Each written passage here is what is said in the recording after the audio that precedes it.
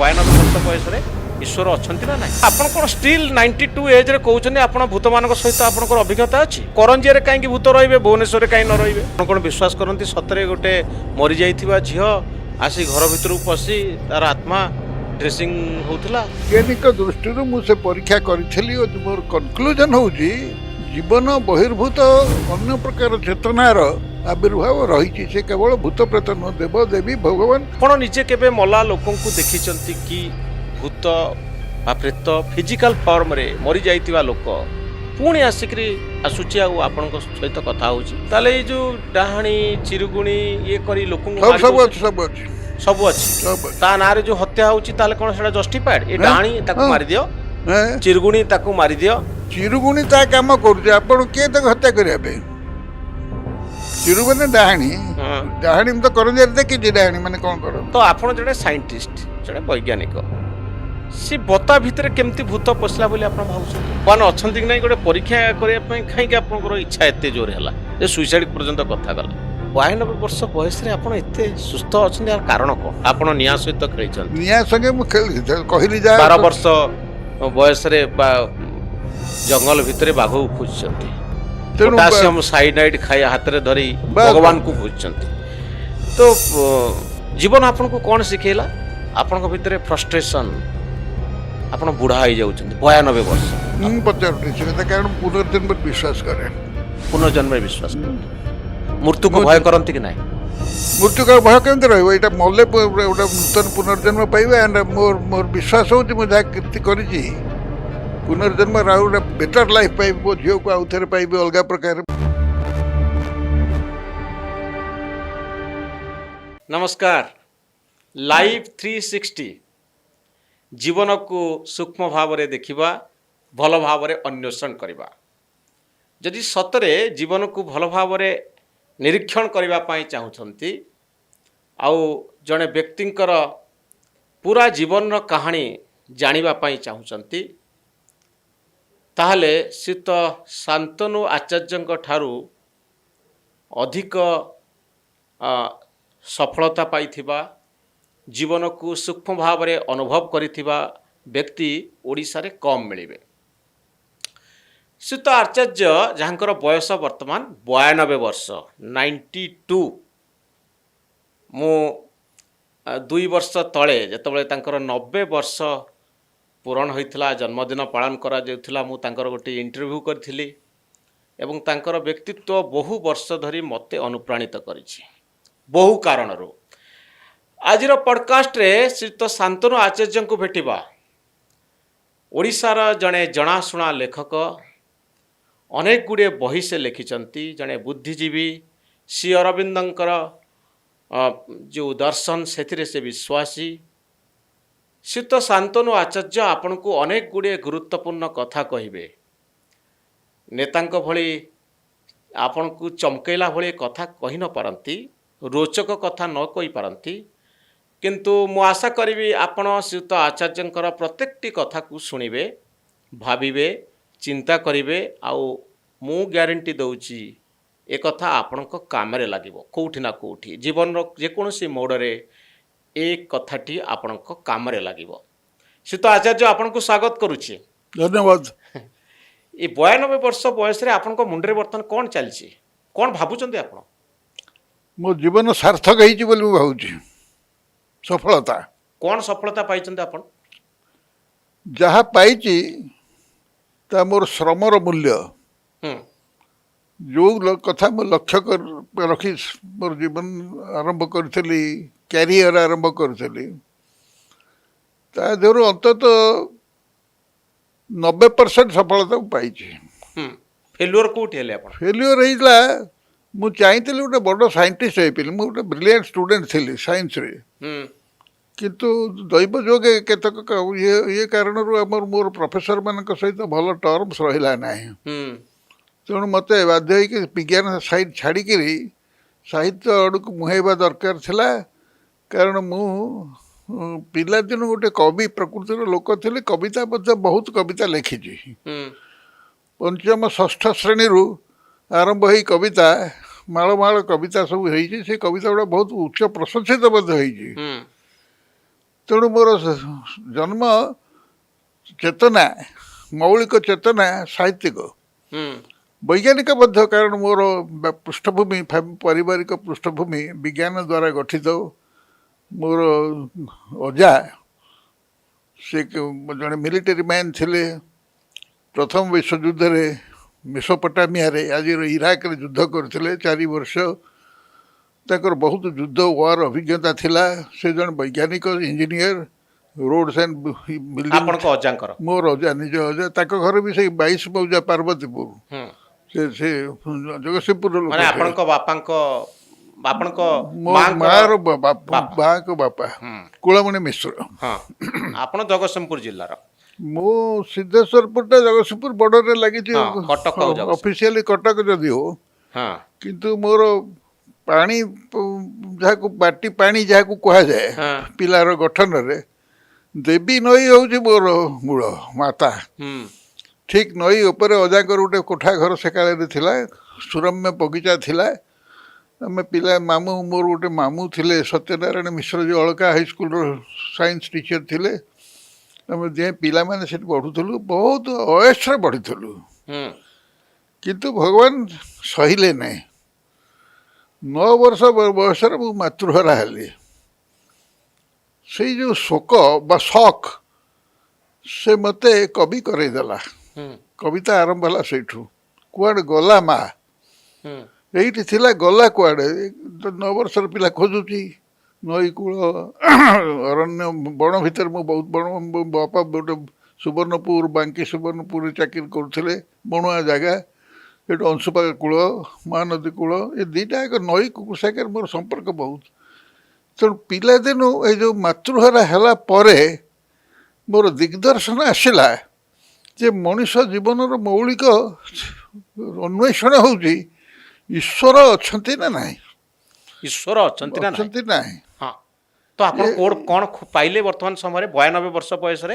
ଈଶ୍ୱର ଅଛନ୍ତି ନା ନାହିଁ? ପୁରା ଅଛନ୍ତି। କିନ୍ତୁ ମଝି ପିରିୟଡ଼ରେ ହଁ ମୁଁ ଯେତେବେଳେ ଚ୍ୟାଲେଞ୍ଜ କରୁଥିଲି ଈଶ୍ୱରଙ୍କୁ, ତାଙ୍କ ମୂର୍ତ୍ତି ଭାଙ୍ଗୁଥିଲି ଗାଁରେ, ମୂର୍ତ୍ତି ଭାଙ୍ଗୁଥିଲେ? ମୂର୍ତ୍ତି ଭାଙ୍ଗୁଥିଲି। ହଁ ବୋଉ ମରିଗଲା ପରେ ଆମେ ପିଲାମାନେ ଖେଳୁଥିଲୁ ଠାକୁରାଣୀ ଚାନ୍ଦୁନୀ ଉପରେ। ଠାକୁରାଣୀ ଗୋଟିଏ ଗୁହାରେ ବସିଥାନ୍ତି ଗଛ କୋରଡ଼ରେ। ଆମେ ପିଲାମାନେ ସବୁ କଥାବାର୍ତ୍ତା ହେଇକିରି ସେ ପିଲା କହିଲେ ଯେ ରାତିରେ ଇଏ ଠାକୁରାଣୀ ଜି ଉଠେ, ହୁଁ ଇଏ ଉଠିକିରି ପୁରୀ ସବୁ ନାନା ପ୍ରକାର ପ୍ରସେସନ୍ କରି, ନାନା ରଙ୍ଗ ପାଟ ଶାଢ଼ୀ ଇତ୍ୟାଦି କାହାଳି କରି ଏମାନେ ପ୍ରସେସନ୍ କରି ଯାଆନ୍ତି। 7 ଭଉଣୀ ଅଛନ୍ତି ସେମାନେ। ଏସବୁ ଯେଉଁ ଗାଁରେ କଥାବାର୍ତ୍ତା ହଁ ହୁଅନ୍ତି, ହଁ ପିଲାମାନେ ସାଧାରଣତଃ ଖୁସି ହୁଅନ୍ତି ସେ କଥା ଶୁଣି। ହଁ ମୋ ମୁଣ୍ଡରେ, ମୋର ତ ବୈଜ୍ଞାନିକ ମୁଣ୍ଡଟା କେମିତି କାମ କଲା, ମୁଁ ଜାଣିଲି ଯେ ମୁଁ ପିଲାମାନଙ୍କୁ ପଚାରିଲି, ଆଚ୍ଛା ଏ ଠାକୁରାଣୀ ଯଦି ରାତିରେ ବାହାରୁଛନ୍ତି, ଦିନରେ ସେ ଥାଆନ୍ତି କେଉଁଠି? ଆଚ୍ଛା, ରାତିରେ ଠାକୁରାଣୀ ବାହାରୁଛନ୍ତି, ଠାକୁର ଦିନରେ ହୁଅନ୍ତି। କୁଆଡ଼େ ଯାଉଛନ୍ତି? ଦିନରେ ଏଇ ପଥର ଭିତରେ ରହନ୍ତି ନା ହଁ ନାଇଁ? ହଁ ଏଇଟା ଲଜିକ୍, ସାଇନ୍ସ, ହଁ ପିଓର ସାଇନ୍ସ। ହୁଁ ଏମିତି କଥାବାର୍ତ୍ତା ସେ ପିଲା ମାନେ କହିଲେ ହଁ ଏରି ଭିତରେ ଅଛି ଠାକୁରାଣୀ। ମୁଁ ଗୋଟେ ବାଡ଼ି ଧରିକି ବାଡ଼େଇ ଦେଲି ଠାକୁରାଣୀଙ୍କୁ? ଠାକୁରାଣୀଙ୍କ ମୁଣ୍ଡକୁ ଜୋର ପାହାର ଦେଲି ହୁଁ ଯେ ଫଟେଇ ଦେଇକରି ତା ଭିତରୁ ଠାକୁରାଣୀ ବାହାରି ପଡ଼ିବେ। ତାକୁ ପଚାରିବି ଯେ ସମସ୍ତଙ୍କର ମା ଅଛି, ବୋଉ ଅଛି, ମୋର ଗଲା କୁଆଡ଼େ?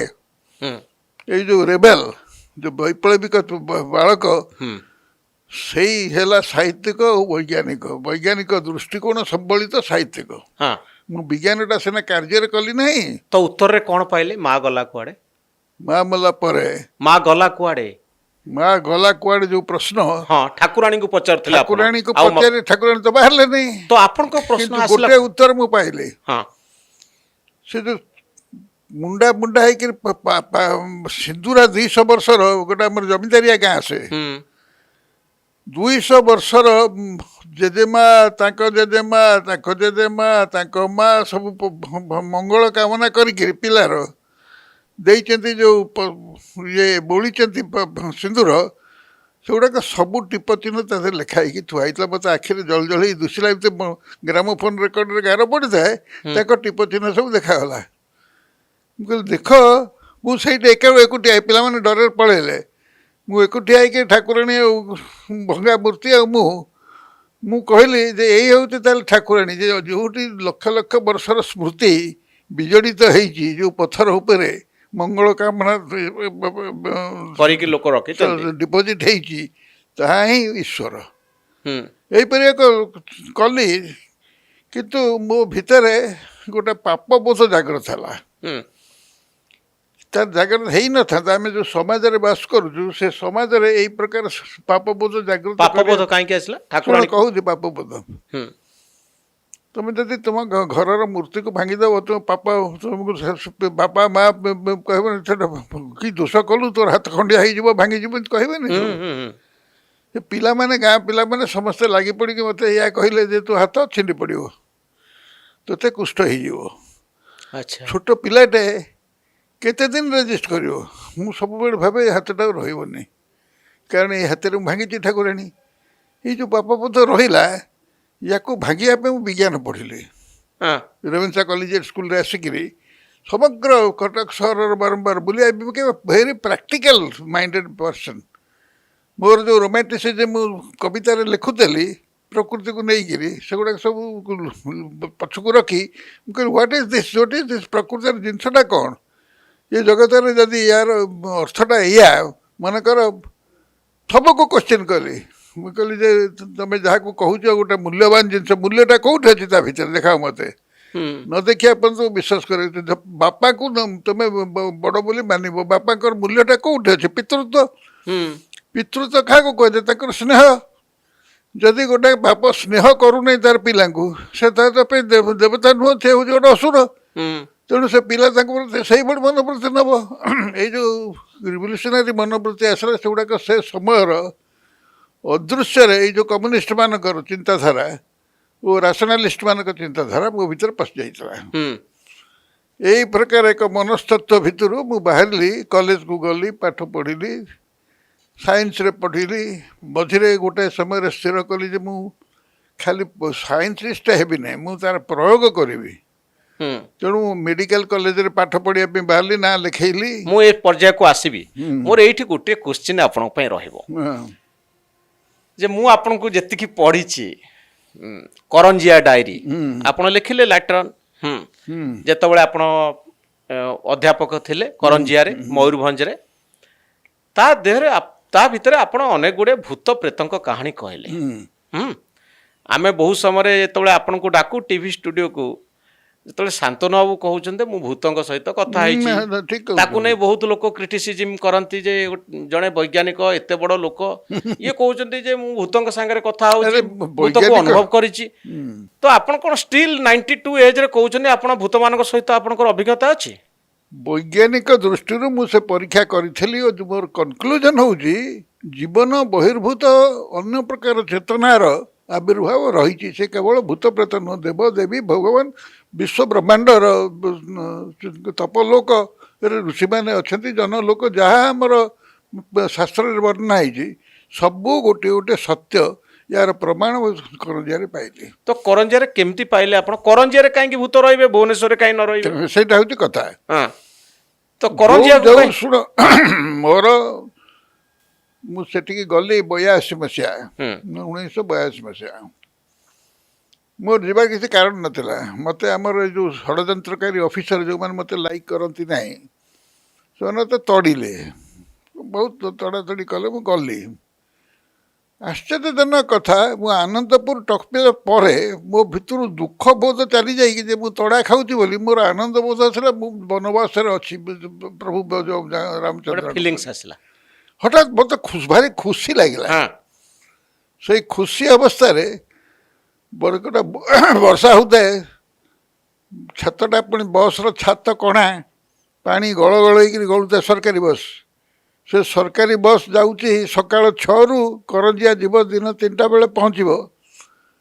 ତା ଛାତ କଣା ହେଇକିରି ବର୍ଷା ହେଉଥାଏ। ମୋତେ ସେ କଣ୍ଡକ୍ଟର କହିଲା ଆପଣଙ୍କର ଆମେ ଗୋଟିଏ ପ୍ୟାସେଞ୍ଜର, ଆପଣ ହୋଲ୍ ବସ୍ରେ। ମୁଁ କହିଲି କାହିଁକି ନା ଏ ବସ୍ରେ କେହି ଲୋକ ଯାଆନ୍ତିନି, କିନ୍ତୁ ସରକାର ଚଲେଇଛି ୟାକୁ, କିନ୍ତୁ ପ୍ରାଇଭେଟ୍ ବସ୍ ଓଭରଟେକ୍ କରିସାରିଲେଣି। ମୁଁ ତଥାପି ଗଲି। ମୁଁ କହିଲି ଦେଖିବା କ'ଣ ବସ୍ଟା ଯାଉଛି। ବସ୍ ଯାଇକି କେନ୍ଦୁଝର ପାଖରେ ରହିଲା। ୟା ଭିତରେ ମୋର ଚେତନାଗତ ପରିବର୍ତ୍ତନ ହେଇଯାଇଛି। ମାନେ ମୋତେ ଆଉ ବନବାସ ଦଣ୍ଡ ନ କରି ବନବାସ ସୁଖ ଆରମ୍ଭ ହେଇଗଲା ମୋର। ए अरण्य को देखिला परे वर्षा वर्षा भिजा अरण्य को देखिला परे आनंदरे विभल होकर मुझे भल है मुझे करजिया पहुँचली जो ऑफिस रे जोग देवा प्रिंसिपल ऑफिस रे सेठी मु देखिली से घरटा को मु 15 दिन पूर्व स्वप्न रे देखी पूरा पूरी सतर स्वप्न रे देखी मुझे आश्चर्य कथा यही घरटा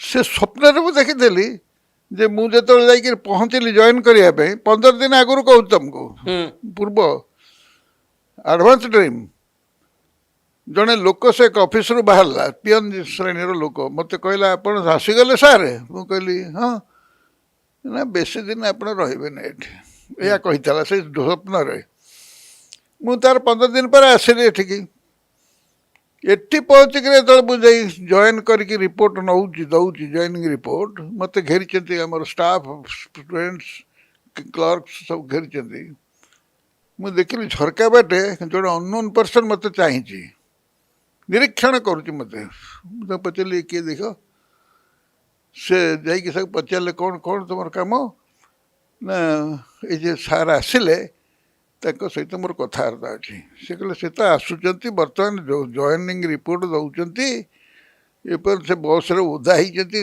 लुगापटा सुखी ना तुम काली आसो कथबार्ता ना ना मुझे बर्तमान कथबार्ता सागर तार अर्जेन्सी देखिए बाहर को गली मुझे कहल कौन बाबा देख मैंने अद्भुत से स्थान गुण केमी कम करे क्या किए देखती के देखती नहीं अनेक जिन तुम जहाँ देखुची तुम देखिपार न एग्जैक्टली तुम्हें भी जहाँ देखुच मुझे देखिपार न अच्छा ये लोक मैंने समस्त देखुं से लोक को सी मत कहला सार आपड़ एठिक आसवे बोली मु 16 वर्ष धरी अपेक्षा कर लोक कहला यार स्टेटमेंट अर्थ कौन कह तुम गोटे नुआ जगार जा पहुँची तो से गोटे नामावली पकई हरे कृष्ण हरे राम करके देहरे गोटे नामावली पकई अर्ध वयस्क मध्य वयस्क लोकटे पतला हो कहली क्यों 16 वर्ष तले तुम्हें कौन मुझे ना किए तुम तो जान कमी मुझे बोली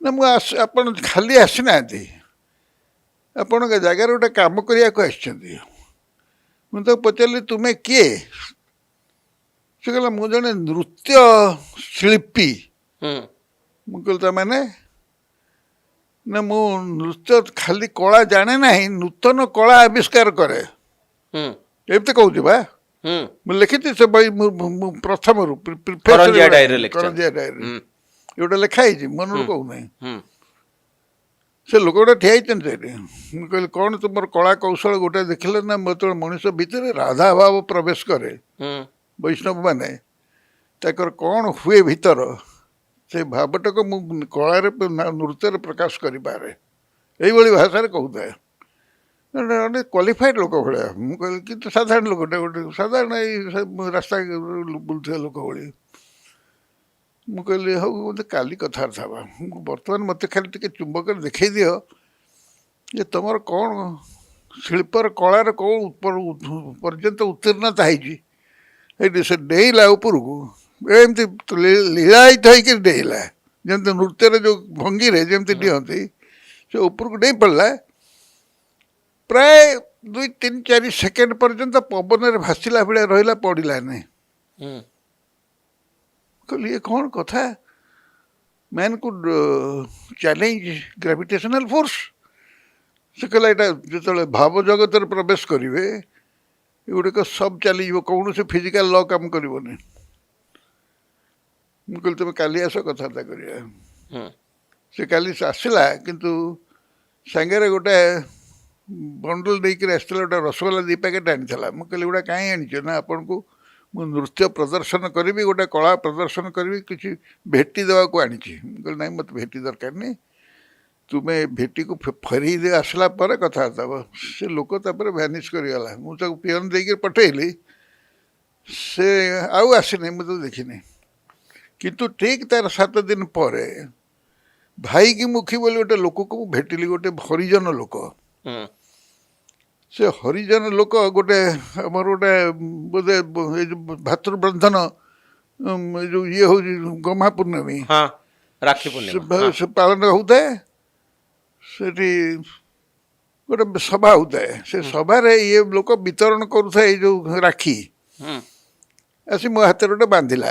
କିଏ ଭାଇ କି ମୁଖୀ ହୁଁ ମୋ ପାଖରେ ଜଣେ ବସିଥିଲେ। ସେ କହିଲେ ୟାକୁ ସାର୍ ଜାଣିଛନ୍ତି ଇଏ ସ୍ୱପ୍ନ ଦେଖିକିରି ଗୋଟେ ମନ୍ଦିର କରିଛି। ଗୋଟେ ହରିଜନ ଲୋକ, ଗୋଟେ ଚତୁର୍ଥ ଶ୍ରେଣୀ କର୍ମଚାରୀ, ହସ୍ପିଟାଲ କର୍ମଚାରୀ, ୟାର କେତେ ଟଙ୍କା ଆଣିକିରି ଗୋଟେ ମନ୍ଦିର କରିଛି ଲକ୍ଷ ଲକ୍ଷ ଟଙ୍କାର। ମୁଁ କହିଲି କ'ଣ କହୁଛ, କେଉଁଠୁ ପଇସା ହେଲା ନା ସ୍ୱପ୍ନ ଦେଖିକିରି। ମୁଁ କହିଲି ସ୍ୱପ୍ନ କ'ଣ ଦେଖିକିରି? ଏଇଠୁ ଆରମ୍ଭ ହେଲା କରଦିଆର ସହିତ ମୋର ପ୍ରଥମ ପରିଚୟ ହୁଁ ଯେ ଆଉ ଗୋଟେ ୱାର୍ଲଡ ଅଛି ଆମ ଚତୁଃପାର୍ଶ୍ୱରେ ଯାହାକୁ ଆମେ ଇଗ୍ନୋର କରି ଏଇ ୱାର୍ଲଡଟାକୁ ଆମେ ଭାବୁଛୁ ଆମର ସମ୍ପତ୍ତି ବୋଲି।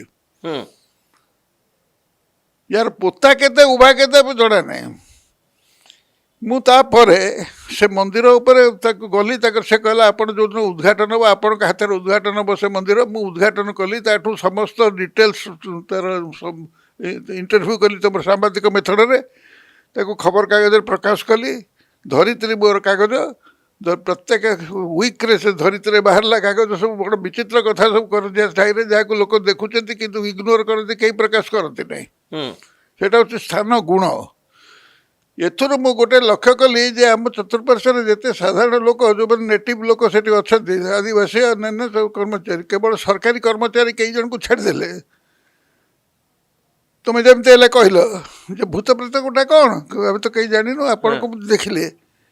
ମୁଁ ଦେଖିଲି ଯେ 99% people believe that there is another world around us, ହଁ excepting the few ଯେଉଁମାନେ ସରକାରୀ ଚାକିରି ନାଁରେ ପ୍ରାଇଭେଟଲି ବିଶ୍ୱାସ କରନ୍ତି। ସେମାନେ ତମେ ହେଲା ଗୋଟେ ଏସ୍ଡିଓକୁ ପଚାରିବ ଆପଣ ଏକୁଟିଆ ରହୁଛନ୍ତି ଘରେ, ଆପଣ ଡର ଲାଗେନି? ନା ରାତିରେ ଆଜ୍ଞା ଭାରି ଡର ଲାଗେ ମୋତେ, ମୁଁ ବଡ଼ିଗାର୍ଡ଼ ଜଗେଇକି ରଖିଥାଏ। ମୁଁ କହିଥାଏ ସମସ୍ତଙ୍କର ଗୋଟେ ପ୍ରାଇଭେଟ୍ ଲାଇଫ୍ ଅଛି ଯେଉଁଠି ଭୂତ ପ୍ରେତକୁ ଡରନ୍ତି, ହୁଁ କିନ୍ତୁ ପବ୍ଲିକଲି ସେମାନେ ମନା କରନ୍ତି। ଏଇଟା ହେଉଛି ଆମର ପାଠୁଆ ଲୋକଙ୍କର ଆମର ସେଲ୍ଫ ଏକ୍ସପ୍ରେସନ୍। ତ ଆପଣ ଭୂତକୁ ଦେଖିଲେ କି ନା ପ୍ରତ୍ୟକ୍ଷ ଦେଖିଲି, ତାପରେ ପରୀକ୍ଷା କଲି ନା। ଆଉ ଦେଖିବ ସେ ଜିନିଷ ଦେଖିବାର ନୁହଁ, ଅନୁଭବର ଜିନିଷ। ଅନୁଭବ କଲେ କି? ଆମର ଅନେକ ଅନୁଭବ ଇନ୍ଦ୍ରିୟ ଅଛି। ସେଇଟା ଆଖି ସାଙ୍ଗରେ କେବଳ ପଞ୍ଚ ଇନ୍ଦ୍ରିୟ ବହିର୍ଭୂତ ଆହୁରି 25 ଇନ୍ଦ୍ରିୟ ଅଛି। ହୁଁ ସେ ଇନ୍ଦ୍ରିୟ ଗୁଡ଼ାକ ସବୁ ସେ ଯୁଗଶାସ୍ତ୍ର କଥା କହୁନି, ସାଧାରଣ ଲୋକ ଯେଉଁ ଅନୁଭବ କରନ୍ତି। ଆପଣଙ୍କର ଗୋଟେ ମିଷ୍ଟ୍ରି, ଯାହାଙ୍କ ସେନ୍ସ ଅଫ୍ ମିଷ୍ଟ୍ରି ଅଛି ସେ ଜାଣନ୍ତି, ତାକୁ ବୁଝେଇବାର କଥା ନାହିଁ। ମୁଁ ସେଗୁଡ଼ା କଲି ନାହିଁ। ମୁଁ କଲି ଆଗ ପ୍ରଥମେ ଯେ ଏ କ୍ଷେତ୍ର ପର୍ଯ୍ୟାୟରେ ଅଧିକାଂଶ ଲୋକ ତନ୍ତ୍ର ପ୍ରାକ୍ଟିସ୍ କରନ୍ତି। ହୁଁ ମୁଁ ଜଣେ ତାନ୍ତ୍ରିକ ପାଖକୁ ଯିବା ପୂର୍ବରୁ ଜଣେ ଲୟରଙ୍କ ସହିତ କନସଲ୍ଟ କଲି। ହୁଁ ସେ ହେଉଛନ୍ତି ଜାପାନୀ ବାବୁ ଯିଏ ଥିଲେ ଆମର ଚିଫ୍ ଇଞ୍ଜିନିୟର, ତାଙ୍କ କକା ଶୈଳେଶ ଦାସ। ହୁଁ ତାଙ୍କ ପୁଅ ସେ ବି ଜଣେ ସିନେମା ଷ୍ଟାର ଥିଲେ, ମରିଗଲେ। ତ ଲୟରଙ୍କ ପାଖକୁ କାହିଁ ଗଲେ? ଲୟରକୁ ପଚାରିଲି ଯେ କନସାଇନ୍ସସ୍ ଲୋକ, ଯେଉଁମାନେ ବିବେକୀ ଲୋକ, ଯେଉଁମାନେ ଅର୍ଡ଼ିନାରୀ ଲୋକଙ୍କ ଭଳି କଥାବାର୍ତ୍ତା କରନ୍ତି ନାହିଁ, ସେମାନେ ବିଚାରବନ୍ତ ଲୋକ, ଆଉ ସାଧାରଣତଃ ସେମାନେ ଭୂତ ପ୍ରେତ ଇତ୍ୟାଦି କଥାକୁ ନାକଚ କରନ୍ତି, ତାଠୁ ଆରମ୍ଭ କରିବା। କାହିଁକି ଗଲି ନା ସେ ଲୋକଟିର ଆଣ୍ଟିସିଡେଣ୍ଟ ମୁଁ କଲେକ୍ଟ କଲି ଯେ ସେ ହେଉଛି ବାରିପଦାର ଲୋକ, ସେ ସ୍ଥାନୀୟ ଲୋକ ନୁହଁ, ତାର ସ୍ଥାନୀୟ କଲଚର ସାଙ୍ଗରେ ବିଶେଷ ସମ୍ପର୍କ ନାହିଁ, କିନ୍ତୁ ସେ ଫ୍ୟାମିଲି ସେଠି ଏଷ୍ଟାବ୍ଲିଶ୍ ହେଇକି ଅଛନ୍ତି ଅନେକ ବର୍ଷ ଧରି। ଆଉ ଜଣେ ମାନେ ଗୋଟେ କନସିଡରେଟ୍ ପର୍ସନ୍, ଯାହାଙ୍କଠୁ ଆପଣ ଓପିନିଅନ୍ ନେଇପାରିବେ। ତାଙ୍କୁ ପଚାରିଲି, ମୁଁ କହିଲି ଆଜ୍ଞା ମୁଁ ନୂଆ ଜଏନ୍ କରିଛି, ମୁଁ ଗୋଟେ ଜିନିଷ ପରୀକ୍ଷା କରିବାକୁ ଚାହୁଁଛି। ଆପଣଙ୍କର ଅଧିକାଂଶ ଲୋକ ଏଠି କହୁଛନ୍ତି ଭୂତ ଅଛନ୍ତି ବୋଲି। ଭୂତ ପ୍ରେତ ମାନେ ନ କରି ସେ କହୁଛନ୍ତି ପୂର୍ବପୁରୁଷମାନେ ଆସୁଛନ୍ତି ଏଠିକି। ହୁଁ ପିଲାମାନେ ଅଛନ୍ତି କହିବେ ଯେ ମୁଁ ଟିକେ ଜଲ୍ଦି ଆଜି ଘରକୁ ଚାଲିଯିବି। କିରେ କାହିଁକି? ନା ମୋ ଜେଜେବାପା ଆସୁଛନ୍ତି। ମୁଁ କହିଲି ଜେଜେବାପା କ'ଣ ମରିଗଲେଣି? ନା ନା, ଜେଜେବାପା 10 ବର୍ଷ ତଳେ ମରିଲେଣି, ସେ ଆସିଛନ୍ତି। କିରେ ଆସିଛନ୍ତି କ'ଣ? ଭୂତ ବେକାରରେ ଆସିଛନ୍ତି, ସେ କାହାକୁ ଗୋଟେ ଲାଗିଛନ୍ତି, ସେ ଦୌଡ଼ିକି ଯାଉଛି ସେଠିକି ଦେଖିବା ପାଇଁ। ମୁଁ ନିଜେ ଗଲି, ମୁଁ ଦେଖିଲି ଆସିଛନ୍ତି। ଆଚ୍ଛା, ଏମିତି ନାନା କଥା ହେଇକିରି ମୁଁ କହିଲି ଏଇ ଭଦ୍ରଲୋକଙ୍କ ପାଖକୁ ଯିବା, ଦେଖିବା। ମାନେ ବିବେକବନ୍ତ ଭଦ୍ରଲୋକ, ତାଙ୍କ ଉପରେ ଅଛି କରଜା ଡାଏରୀରେ 3ଟା ଚାପ୍ଟର ଅଛି ଶୈଳେଶ ଦାସଙ୍କ ଉପରେ। ସେ ତାକୁ ପଚାରିଲି, ଆଜ୍ଞା ଆପଣଙ୍କର ବିଶ୍ୱାସ କ'ଣ? ଏଠି ସମସ୍ତେ ପ୍ରେତ କଥା କହୁଛନ୍ତି, ଭୂତ ପ୍ରେତ ଅମୁକ ସମୁକ, ପିତୃପୁରୁଷ ସେ ଆସିଛନ୍ତି ଆଉ ନାନା ଶବ୍ଦ ଅଛି ତାର ସବୁ। ହୁଁ ଆପଣଙ୍କର କ'ଣ ବିଶ୍ୱାସ, କାରଣ ଆପଣ ଜଣେ ଲୟର, ବିବେକବନ୍ତ ଲୋକ, ପାଠଶାଠ ପଢ଼ିଛନ୍ତି, ଆପଣ ବିଶ୍ୱାସ କରୁଛନ୍ତି କି ଆପଣ ନାହିଁ? ବିଶ୍ୱାସ କରନ୍ତି କି? ଆପଣ ଯଦି ପ୍ରତ୍ୟକ୍ଷ ଅନୁଭୂତି ଅଛି କି? ହୁଁ ମୋ ସାଙ୍ଗରେ ଜଣେ ଅଧ୍ୟାପକଙ୍କୁ ମୁଁ ନେଇକି ଯାଏ ସବୁବେଳେ, ବସିଲେ କହିଲେ ବସନ୍ତୁ। ସେ ଆଉ ତାଙ୍କ ସ୍ତ୍ରୀ ବସିଥିଲେ, ପାନ ଗୁଆ କାଟୁଥିଲେ ତାଙ୍କ ସ୍ତ୍ରୀ, ମୋତେ ଦୃଶ୍ୟଟା ଦେଖାହେଉଛି। ମୋତେ କହିଲେ ଆପଣ ଏଠି ଗବେଷଣା କରିବାକୁ ଯେଉଁ ଲାଇନ୍ଟା ଧରିଛନ୍ତି ଭଲ କରିଛନ୍ତି। ମୋଠୁ ଆରମ୍ଭ କଲେ, ମୋଠୁ ସତ୍ୟ ଶୁଣିବାକୁ ଯଦି ଚାହୁଁଛନ୍ତି ମୁଁ ଏଇଆ କହିବି। ମୁଁ କହିଲି ସତ୍ୟ ଶୁଣିବାକୁ ନିଶ୍ଚିତ ଭାବେ ଚାହୁଁଛି, ମୁଁ କ'ଣ ମିଥ୍ୟା ଶୁଣିବାକୁ ଚାହିଁବି? ହୁଁ ନା 3 ବର୍ଷ ତଳେ ମୋର ଗୋଟେ ଝିଅ, 16-17 ବର୍ଷର ଝିଅ ମରିଯାଇଥିଲା। 3 ବର୍ଷ ତଳେ, ଏଇ ଅଳ୍ପ ଦିନ ତଳେ ଆମେ ଏମିତି ଏଇ ସନ୍ଧ୍ୟାରେ ଏମିତି ବସିଛୁ, ବୁଢ଼ା ବୁଢ଼ୀ ଆମ ପିଲାମାନେ ତ ଯାଇ କୁଆଡ଼େ ଚାକିରି କରୁଛନ୍ତି ଯାଉଛନ୍ତି। ସେ ଝିଅ ଘର ଭିତରୁ ପ୍ରବେଶ କଲା। ମୁଁ କହିଲି କ'ଣ ନା ସଶରୀରେ ଶରୀର ଅଛି, ଆମେ ମଲା ଝିଅ ଶରୀର ଅଛି। ଶୁଣ, ସଶରୀରେ ପଶିଲା। ଆମେ ଯେଉଁ ବାଟ ମେନ୍ ଡୋର ବାଟ ପଶିଲା, ଏମାନେ ବସିଛନ୍ତି ବାପା ମା, ତାଙ୍କୁ ଚାହିଁଲା ନେଇ ଆଡ଼ ଆଖିରେ। ତାଙ୍କ ସହିତ ତାଙ୍କର ସମ୍ପର୍କ ଆଉ ଗୋଟେ ପ୍ଲେନ୍ରେ ସେ ଅଛି, ଇଏ ଆଉ ଗୋଟେ ପ୍ଲେନ୍ରେ ଅଛନ୍ତି। ୟାଙ୍କର ଆଖିଟା ଖୋଲି ଯାଇଛି ସେ ପ୍ଲେନ୍ଟା ଦେଖିବା ପାଇଁ, କୌଣସି ପ୍ରକାର ମଣିଷର ଖୋଲିଯାଏ। ୟାଙ୍କ ଏକ ସ୍ତ୍ରୀ ଉଭୟ ଦେଖିଲେ ଯେ ତାଙ୍କ ଝିଅ ଆସିଲା, ଚମକି ପଡ଼ିଲେ। ଚମକି ପଡ଼ିବ ନା, ଝିଅଟା ମରିଯାଇଛି 3 ବର୍ଷ ତଳେ, ଆସିଗଲା କ'ଣ? ସିଏ ଏମିତି ହେଇକି ହେଲା ବେଳକୁ ସେ ୟାକୁ ଦେଖିଲା ଭଳିଆ ବିହେଭ୍ କଲାନି, ନ ଦେଖିଲା ଭଳି ଗଲା। କେଉଁଠି ଗଲା? ଡ୍ରେସିଂ ଟେବୁଲ ପାଖକୁ ଗଲା। ଡ୍ରେସିଂ ଟେବୁଲ ପାଖରେ ପହଞ୍ଚି ସେ ତାଙ୍କ ଝିଅମାନେ ଯେଉଁ ପ୍ରସାଧନୀ ସାମଗ୍ରୀ ସବୁ ଲଗାନ୍ତି, ପ୍ରାୟ ଅଧଘଣ୍ଟା ଘଣ୍ଟା ପର୍ଯ୍ୟନ୍ତ ଲଗେଇଲା। ଲଗେଇ ସାରିଲା ପରେ ସେ ଗଲା ସେ ମାଆର ଡ୍ରେସିଂ ୱାର୍ଡରୋବ୍ ପାଖକୁ। ନାନା ପ୍ରକାର ଶାଢ଼ୀ ତା ଦେହରେ ପିନ୍ଧିଲା, ଏମିତି ବୁଲିଲା। ସତେ ତାକୁ ବାପା ମାଆଙ୍କୁ ସେ ଦେଖୁନି, ସେ ଆଉ ଗୋଟେ କେଉଁ ଜଗତରେ କାହାକୁ ଦେଖାଉଛି କି ଦେଖୁଛି ନିଜେ। ଘଣ୍ଟାଟାଏ କାଳ ସେ ଏଇଭଳି ନିଜର ଉପଭୋଗ କରି, ଇନ୍ଦ୍ରିୟ ଉପଭୋଗ ଯାହା କୁହାଯାଏ, ଯାହା ମାନେ ଅବଚେତନରେ ଯାହା ତାର ସପ୍ରେସ୍ ହେଇକି ଥିଲା, ସବୁ କରିସାରିକି ସେ ଫେରିଗଲା। ମୁଁ କହିଲି ଥରେ ଘଟିଲା ନା ବାରବାର ଆସୁଛି ସେ? ମୁଁ କହିଲି ଏ ତ ଅଦ୍ଭୁତ କଥା, ଏଇଗୁଡ଼ାକ ସବୁ ଖବରକାଗଜରେ ବାହାରିବା କଥା। ମିଛ ତ ବୋଲି ଆପଣ ଲୋକ କ'ଣ ବିଶ୍ୱାସ କରନ୍ତି ସତରେ ଗୋଟେ ମରିଯାଇଥିବା ଝିଅ ଆସି ଘର ଭିତରକୁ ପଶି ତାର ଆତ୍ମା ଡ୍ରେସିଂ ହଉଥିଲା? ଏଗୁଡ଼ାକୁ ଆପଣ ବିଶ୍ୱାସ କଲେ? ମୁଁ ହଁ ମୋ ବିଶ୍ୱାସର କଥାଟା ପଡ଼ିଲାଣି କ'ଣ ଏପର୍ଯ୍ୟନ୍ତ? ମୁଁ ରିପୋର୍ଟ କରିବାକୁ ଯାଉଛି, ଏବେ ରିପୋର୍ଟର। ହଁ ଲୋକଙ୍କ ବିଶ୍ୱାସକୁ ଆପଣ ରିପୋର୍ଟ। ଆପଣ କ'ଣ ବିଶ୍ୱାସ କରନ୍ତି କରନ୍ତୁ, ମୋ ବିଶ୍ୱାସ ପରେ ମୁଁ କହିବି ଆପଣଙ୍କୁ। ହୁଁ ଯେତେବେଳେ ଏଇଠୁ ଆରମ୍ଭ ହେଲା, ମୁଁ କହିଲି ୟାକୁ ଅଧିକ କଥା କିଏ କହିପାରିବ ଆପଣଙ୍କ ଠାରୁ? ସେ ଲୟର ସେ ମୋତେ କହିଲେ, ଚକ୍ରଧର ପତ୍ରୀ ବୋଲି ଜଣେ ଫରେଷ୍ଟ ଅଫିସର ଅଛନ୍ତି। ହୁଁ ତାଙ୍କ ଘର କାଦଡିହା, ହୁଁ କରଞ୍ଜିଆଠୁ 8 ମାଇଲ ଠାକୁରମୁଣ୍ଡା ରାସ୍ତାରେ। ଆପଣ ତାଙ୍କ ସହିତ କଥାବାର୍ତ୍ତା କରନ୍ତୁ, ସେ ଆପଣଙ୍କୁ ପ୍ରେତକୁ ଡାକିକି କାର୍ଯ୍ୟ କରିକି ଦେଖେଇଦେବ। ହୁଁ ମୁଁ ସେଇଠୁ ମୋର ଷ୍ଟାଫ୍ ନେଇକିରି ରେକର୍ଡର ଲାଇଟ୍ ଫାଇଟ୍ ସବୁ ଧରିକି ଗଲି, ଫଟୋଗ୍ରାଫର। ସେ ଭଦ୍ରଲୋକକୁ ଯାହା କରିଛି ଇଣ୍ଟରଭ୍ୟୁ ସବୁ କରଞ୍ଜିଆ ଡାଏରୀରେ ଗୋଟିଏ ଗୋଟିଏ ବାହାରିଛି। 20-25 ପୃଷ୍ଠା ରେକର୍ଡ ଅଛି, ଭର୍ବାଟିମ୍ ରେକର୍ଡ ଅଛି। ଆଉ ସାକ୍ଷୀ ପ୍ରମାଣ ମଧ୍ୟ ଆମର ଅଧ୍ୟାପକ ମାନେ ଅଛନ୍ତି ସେଠି। ତାର ଡେଟ୍ ଲାଇନ୍ ଅଛି, ଏଇ ଡେଟ୍ରେ ଏଇ କଥା ଘଟିଥିଲା, ଏହା ମିଛ କଥା ନୁହଁ। ରିପୋର୍ଟ ଟିକେ ଆପଣ ଯେମିତି ରିପୋର୍ଟ କରୁଛନ୍ତି, ମୁଁ ସେମିତି ରିପୋର୍ଟ କରୁଛି। ଆଉ ହୁଁ ମୁଁ ଗପ ଲେଖୁନି, ରିପୋର୍ଟ କରୁଛି। ଯାହା ରିପୋର୍ଟ କରୁଛି ଏଠି ହେଲେ କହିବିନି, 2 ଘଣ୍ଟା ଲାଗିବ। ହୁଁ ତ କ'ଣ ଆପଣ ଦେଖିଲେ ଚକ୍ରଧର ବାବୁଙ୍କ ଘରେ?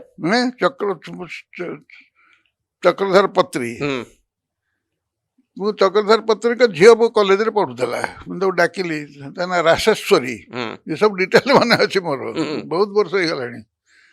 ରାସେଶ୍ୱରୀ ଆଲୋ ମା, ତୋ ବାପା ଜଣେ ତାନ୍ତ୍ରିକ ନା? ହଁ। ମୁଁ କହିଲି ସେ କ'ଣ କରନ୍ତି? ମାନେ ଚାକିରି ବାକିରି କରନ୍ତି ନା? ସେ ଫରେଷ୍ଟ ଅଫିସର, ପାଠ ପଢ଼ିବା BA ପାସ୍ କରିଛନ୍ତି। ମୁଁ କହିଲି ଘରେ ଅଛନ୍ତି ନା? ସେ ଆଉ ଗୋଟେ ଜାଗାରେ ପୋଷ୍ଟିଂ ଅଛି, ସେ ଆସନ୍ତି ଶନିବାର ରବିବାର, ଆପଣ ଚାହିଁବେ ଯଦି ଦେଖା କରିବାକୁ ଯାଇପାରିବୁ। ଶନିବାର ଦିନ ପିଲାମାନଙ୍କୁ ଧରିକି ଗଲି।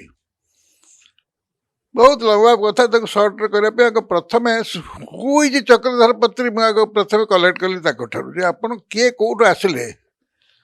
ଚୁମ୍ବକରେ କହିଦେଉଛି, से होउछन्ति भद्रकर लोक फरेस्ट डिपार्टमेंट चाकरीटे पाइले युवक लोक भद्रक पिला चाकरीटा पाइले कोउठी पोस्टिंग है ना पोस्टिंग है ये शिमिलीपाल एरिया रे गोटे फरेस्ट ऑफिस रे ताकर डर पशिला जे जोड़े से कहले मोर दुईटा जिनिस को भारी डर एक तो वन्य जंतु दुई रे प्रेत कारण से करंजिया एरिया रे समस्त तंत्र मंत्र करते समस्त लोक देखते भूत प्रेत तेणु गोटे तांत्रिक पाखक गली जे मत कौन शिखई दियो जहाद्वारा मुझे डेउरियाटे दियो मुझे प्रोटेक्टेड होगी जीवी से आपको कहले जे तमे तीनोटी मंत्र नियो गोटे बही बाहर कले कहले या तीनोटी अमावास्या कृष्ण पक्ष या गोटे निरोला रे गोटे श्मशान भितर जाकर भोजन कर पारायण कर प्रणाली रे फल जहाँ हम पाइब से कले फल जहाँ पाइले जहाँ पाइले से गोटे लिखाई ये व्याख्या कर हबनी गोटे दीर्घ कथा सब तापर से पोस्ट जॉइन कले जो आसी जॉइन कले देखिले से जो जगह चाकरी कर कादडिहा फरेस्ट ऑफिस से अच्छी से घरे रेसिडेंशियल कम ऑफिस घरे गोटे फरेस्ट ऑफिसर जे थिले वंशनाश हो जाइए पचारे कौन होता ना गोटे प्रेत ग्रास करी से घरे बास करे से प्रेत पिला गुड़िक मले गोटे उठेकरी जीवन विपद कि से घर छाड़ी चलीगले चली फल घर एमती भेकाट होकर पड़ा भांगी रुजी गला ऑफिस घर नहीं जी ठीक है ऑफिसर से भड़ा नहीं कि घर अन्य घर रोचे घर प्रेत ऑक्युपाइड होकर अच्छी ये कहले कहले मुझे तंत्र शिक्षा करी प्रयोग करी प्रयोग कले करके से घर को अधिकार कले फॉर्चुनेटली किसी अघटन घटला नहीं से जो प्रेत से बास करुले से मैंने अपियर कले कहले यही कंडीशन देले आम ये रही तुम्हें से है अच्छा युवाक सब अदृश्य प्रमाण साइंस प्रमाण करके आउ 100 वर्ष लगे कारण जो साइंस को पिलादिने पढ़ुली न्यूटनियन ल ताको काटिला आइनस्टाइनियन ल ताको काटिला बर्तमान क्वांटम ल तेणु साइंस टा गोटे अस्थिर जिनस से स्थिर होना जमी ईश्वर विश्वास आमर गोटे स्थिर से कथा नुह सब चेंज हो साइंस परिवर्तनशील किंतु आमर जो मैंने साइंस साइंस नॉन साइंस लोक से गोटे अपरिवर्तनीय कौन आर्ट्स प्रयोग भगवान कहीदे साइंटिस्ट इज नॉट गॉड विज्ञान सब चिंताधारा सब परिवर्तन वैज्ञानिक चिंताधारा रे परिवर्तन आसे परिवर्तन माने फिलोसफी रे परिवर्तन आम कहूँ तो पदार्थर प्राण नहीं एक अनेक आम पढ़ुलु पदार्थर चेतना नहीं अचेतन जड़ अचेतन पर आप जानते किंतु जड़ चेतनशील बर्तमान साइंस कहूँ चेतनशील माने जोटा उपनिषद अच्छी चेतना बंत स्थावरा माने पत्थर भी प्राण अच्छे प्राण नुह चेतना अच्छी चेतना अच्छी पत्थर भी चेतना अच्छी पत्थर तो सेटा तो आ गोटे साइंस तो तापर कोन हला आपण प्रमाण किछि पाइ सेटु तापर तार ए सब बैकग्राउंड अप्लाई कला परे ताको मु पचारली जे आपण मते परीक्षा कर देखै परिबे कौन से जिन जहाँ फल विश्वास करी जे सत्य अलौकिक शक्ति किसी अलौकिक शक्ति अच्छी जहाँ ये ना से बाहर आसूची से कहले करी कौन कले से गोटे घर ठाकुर मंदिर रे जोड़े बेत से रखी सालू कनारे घोड़े रखी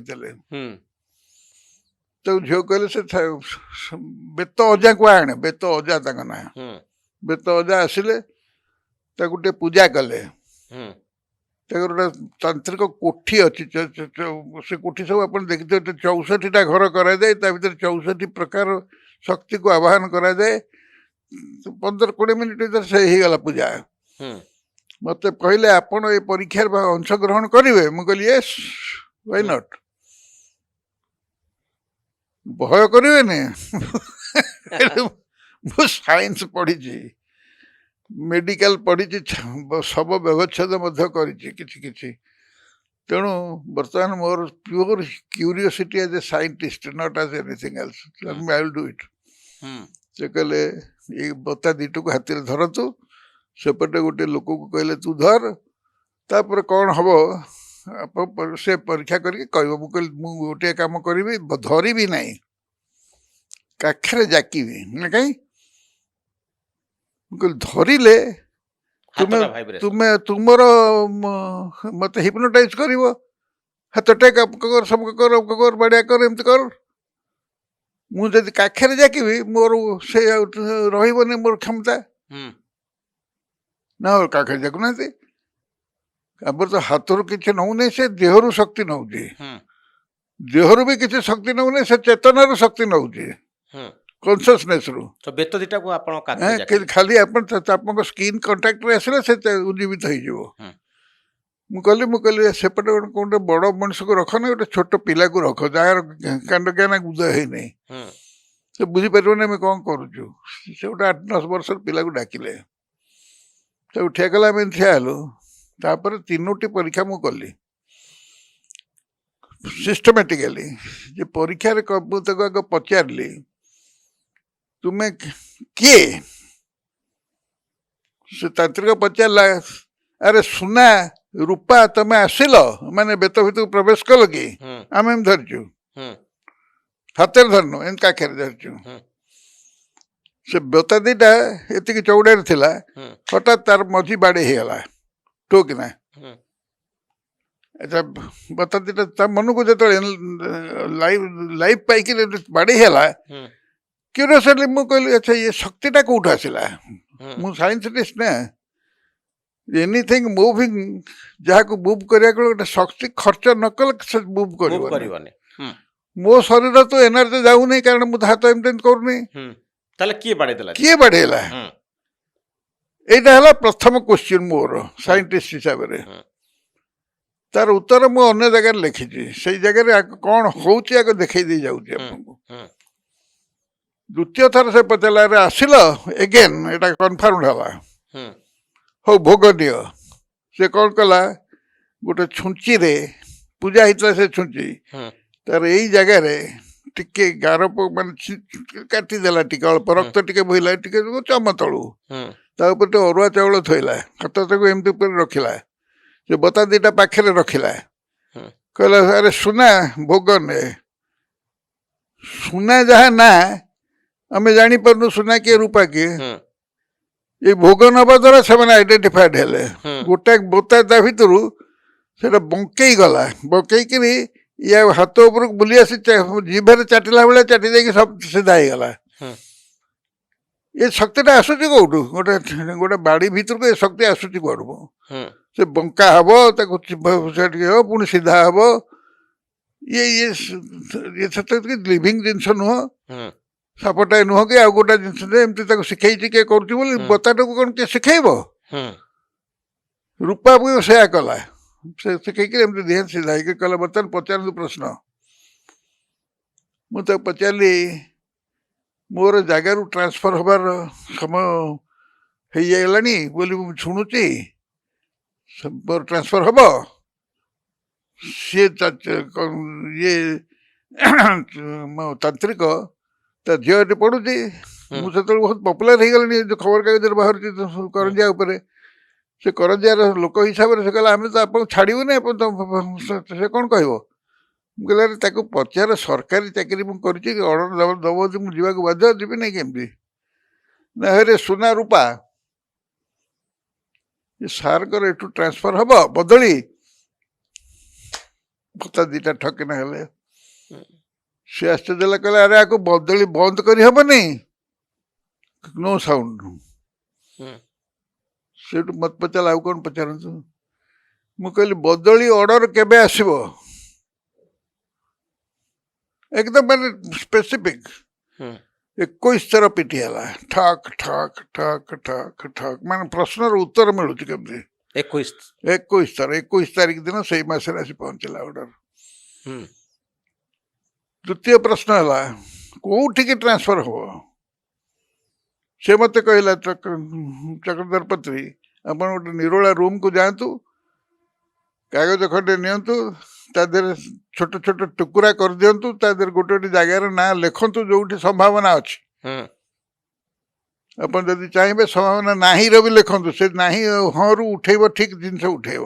हम्म मुझे गली से लिखिली अनेक ना लिखिली भुवनेश्वर कटक कोरापुट एमती लिखिली केते गुड़ा ना लिखिली मतलब जो असंभव जापान मस्को एमती गुड़ा लिखिली जगतसिंहपुर नाटा भी ता लिखिली हम्म कहीं लिखिली मुझे जानी किंतु लिखी कहीं ना विद्याधर मिश्र जे थिले गवर्निंग बॉडी प्रेसिडेंट समय तम समय तम समय छाड़देले से पूरा हाँ नथिले से विद्याधर मिश्र जो भाइस चांसेलर थिले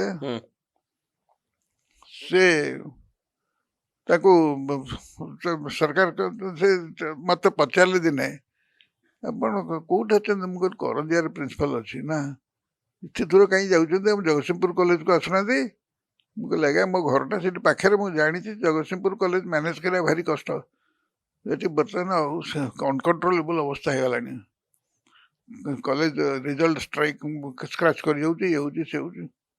कही बोली नाटा लिखिली ना करके गुड़ा करके खई भाया बुणीदेली चतुर्दिग बुणीदेला से आमको कहला आप जमी धरते सेम धरतु बता धरलु आम पचारा अरे सुना रूपा सार कौटिकी ट्रांसफर हम या भितर जदि से कागज पड़ी से कागज उठा तुम सागर एमती कथबार्ता होला भाया हो ये अंडरस्टैंड एवरीथिंग लैंग्वेज अंडरस्टैंड कर इंग्लीश रे पचारे से कर ओडिया कहले कह तेलुगु रे कहले कह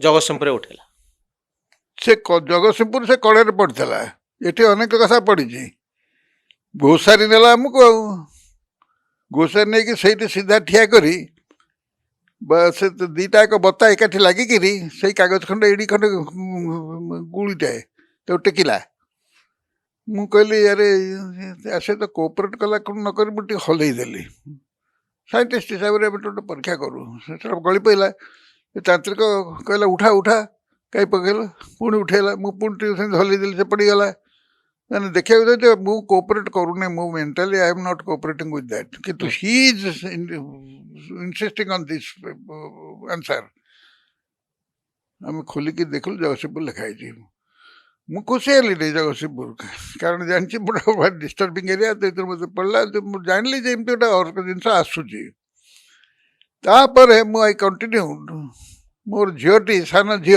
से कन्वेंट स्कूल पास करता है से वर्ष प्रॉब्लम होता है +2 इंट्रोड्यूस होता है 1983 मसीहा